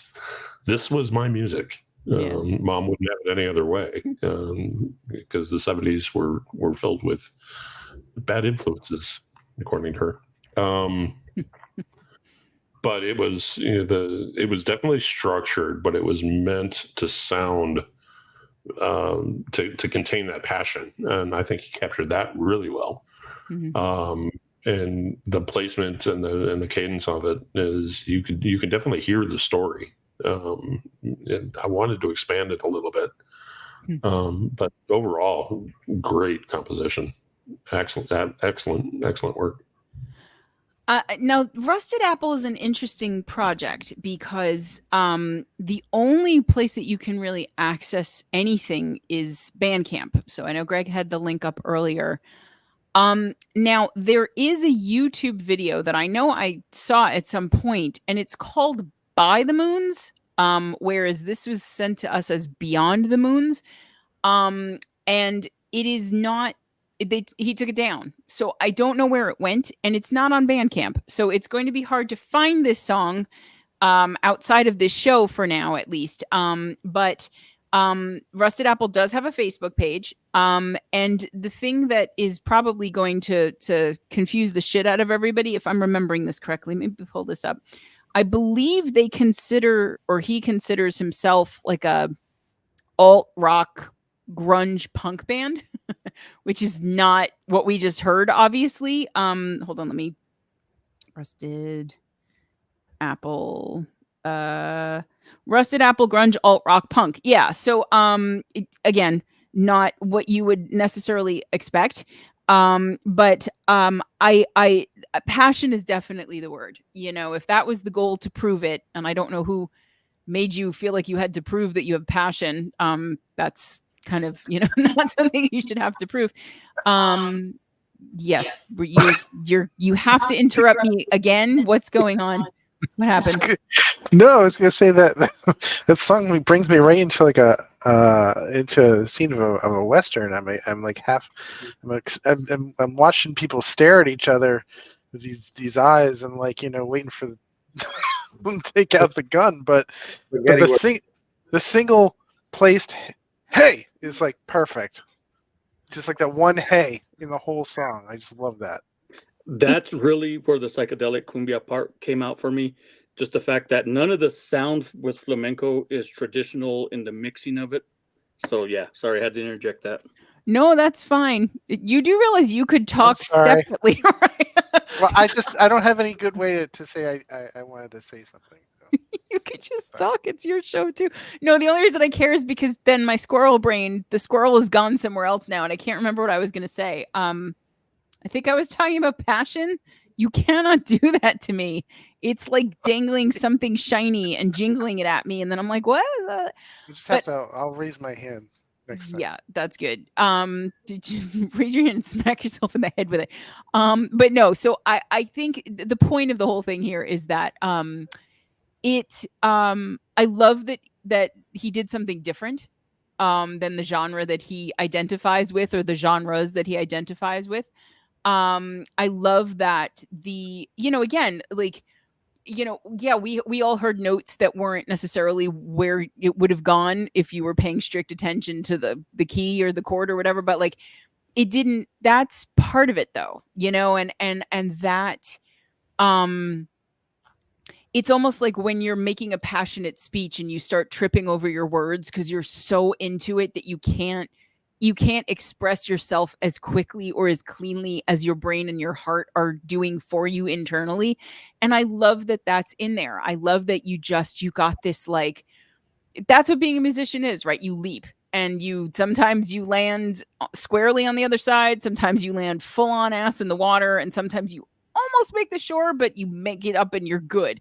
And I love that all of that rawness was in there. And I love that, I mean, the stuff that was great was really great, and there was a lot of it. So I won't pretend to know all of the technical details about kinds of strings, and I'm like, I just know what I hear. And there's that, it makes me want to put on one of those red dresses and just, with the castanets and like go and just, be a dumbass or whatever, but in a red dress with castanets. Yeah. I mean, it's pretty much, those are my social options these days. But I mean, I love that. So, it's going to be hard to support Rusted Apple, but try. You can, follow on Facebook. You can get the Bandcamp link and go check out. I want to say the album is called The Cider Sessions. I think I'm right about that, which I love the little Apple reference in there for cider. But holy shit, guys, this show, these musicians. I will very quickly review. We played Ka the Shaking Gravel. We played Before Arcadia. We played Dinky, Arcane Synthetic, Dashing Skull Club. We did Flux Corporation. We did Crimson Asphalt. We did J Reaper. We did Orbital Smash. We just did Rusted Apple. We did the Primary Phase Principle. We did Tar and Feathered. And am I missing anyone? I think that was everything. No, I'm missing stuff. You like to quiz me every time, huh? Well, no, I mean not from the panel. Oh, yeah, no. And then, of course, we had Feminoise and Entropy in Motion. When Nostalgia Ends. And this playlist will be out pretty soon. Greg is pretty much a machine about this. So the next day or two. So anybody who wants to listen to all this, will get to do that. I want to thank this community for sending in the music. Amazing as always. You guys, just every week we're absolutely knocked on our asses. Blind Shadow Vortex has a Mechanic A request for next week. Okay. Not a problem. I'm sure if Mike submits something, he's got a lot going on right now that he could share. We can certainly work on that. So yeah, I want to thank the community for sending in the music. I want to thank this panel, 3 of my favorite people, and Greg.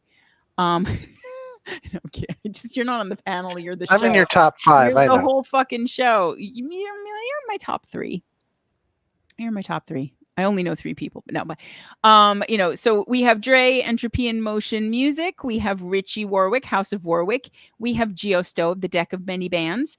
Please support everybody we played tonight. Please support everybody we didn't play tonight. There are a bajillion playlists out there. Most people, make them, and there's so much good music out there. Don't just listen to the people that you already know.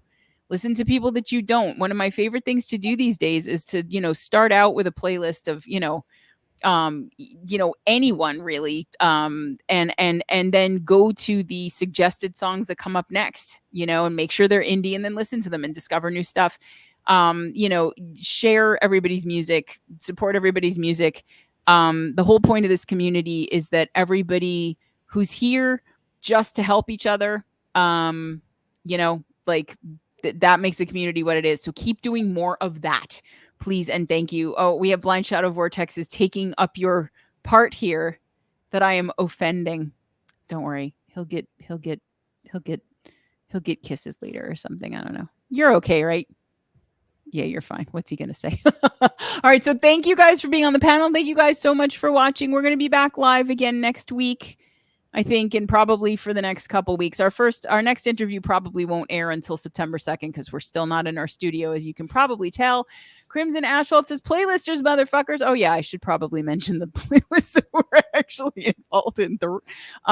Yeah, we got those out too, but we're not the only ones. So listen to as much music as you can and find as many people as you can, and keep sending us stuff, please, and thank you. And I guess unless anyone else has anything else to say, Greg, I'm talking. You sure you don't want to jump in? Nothing? No? All right. Panel, I mean, they're Songland was a rock over there. Thank you guys again for being on. I love all three of you. That's another Boxing Guest in the Books, guys. We'll see you next time. Bye. Later, guys. Quack away.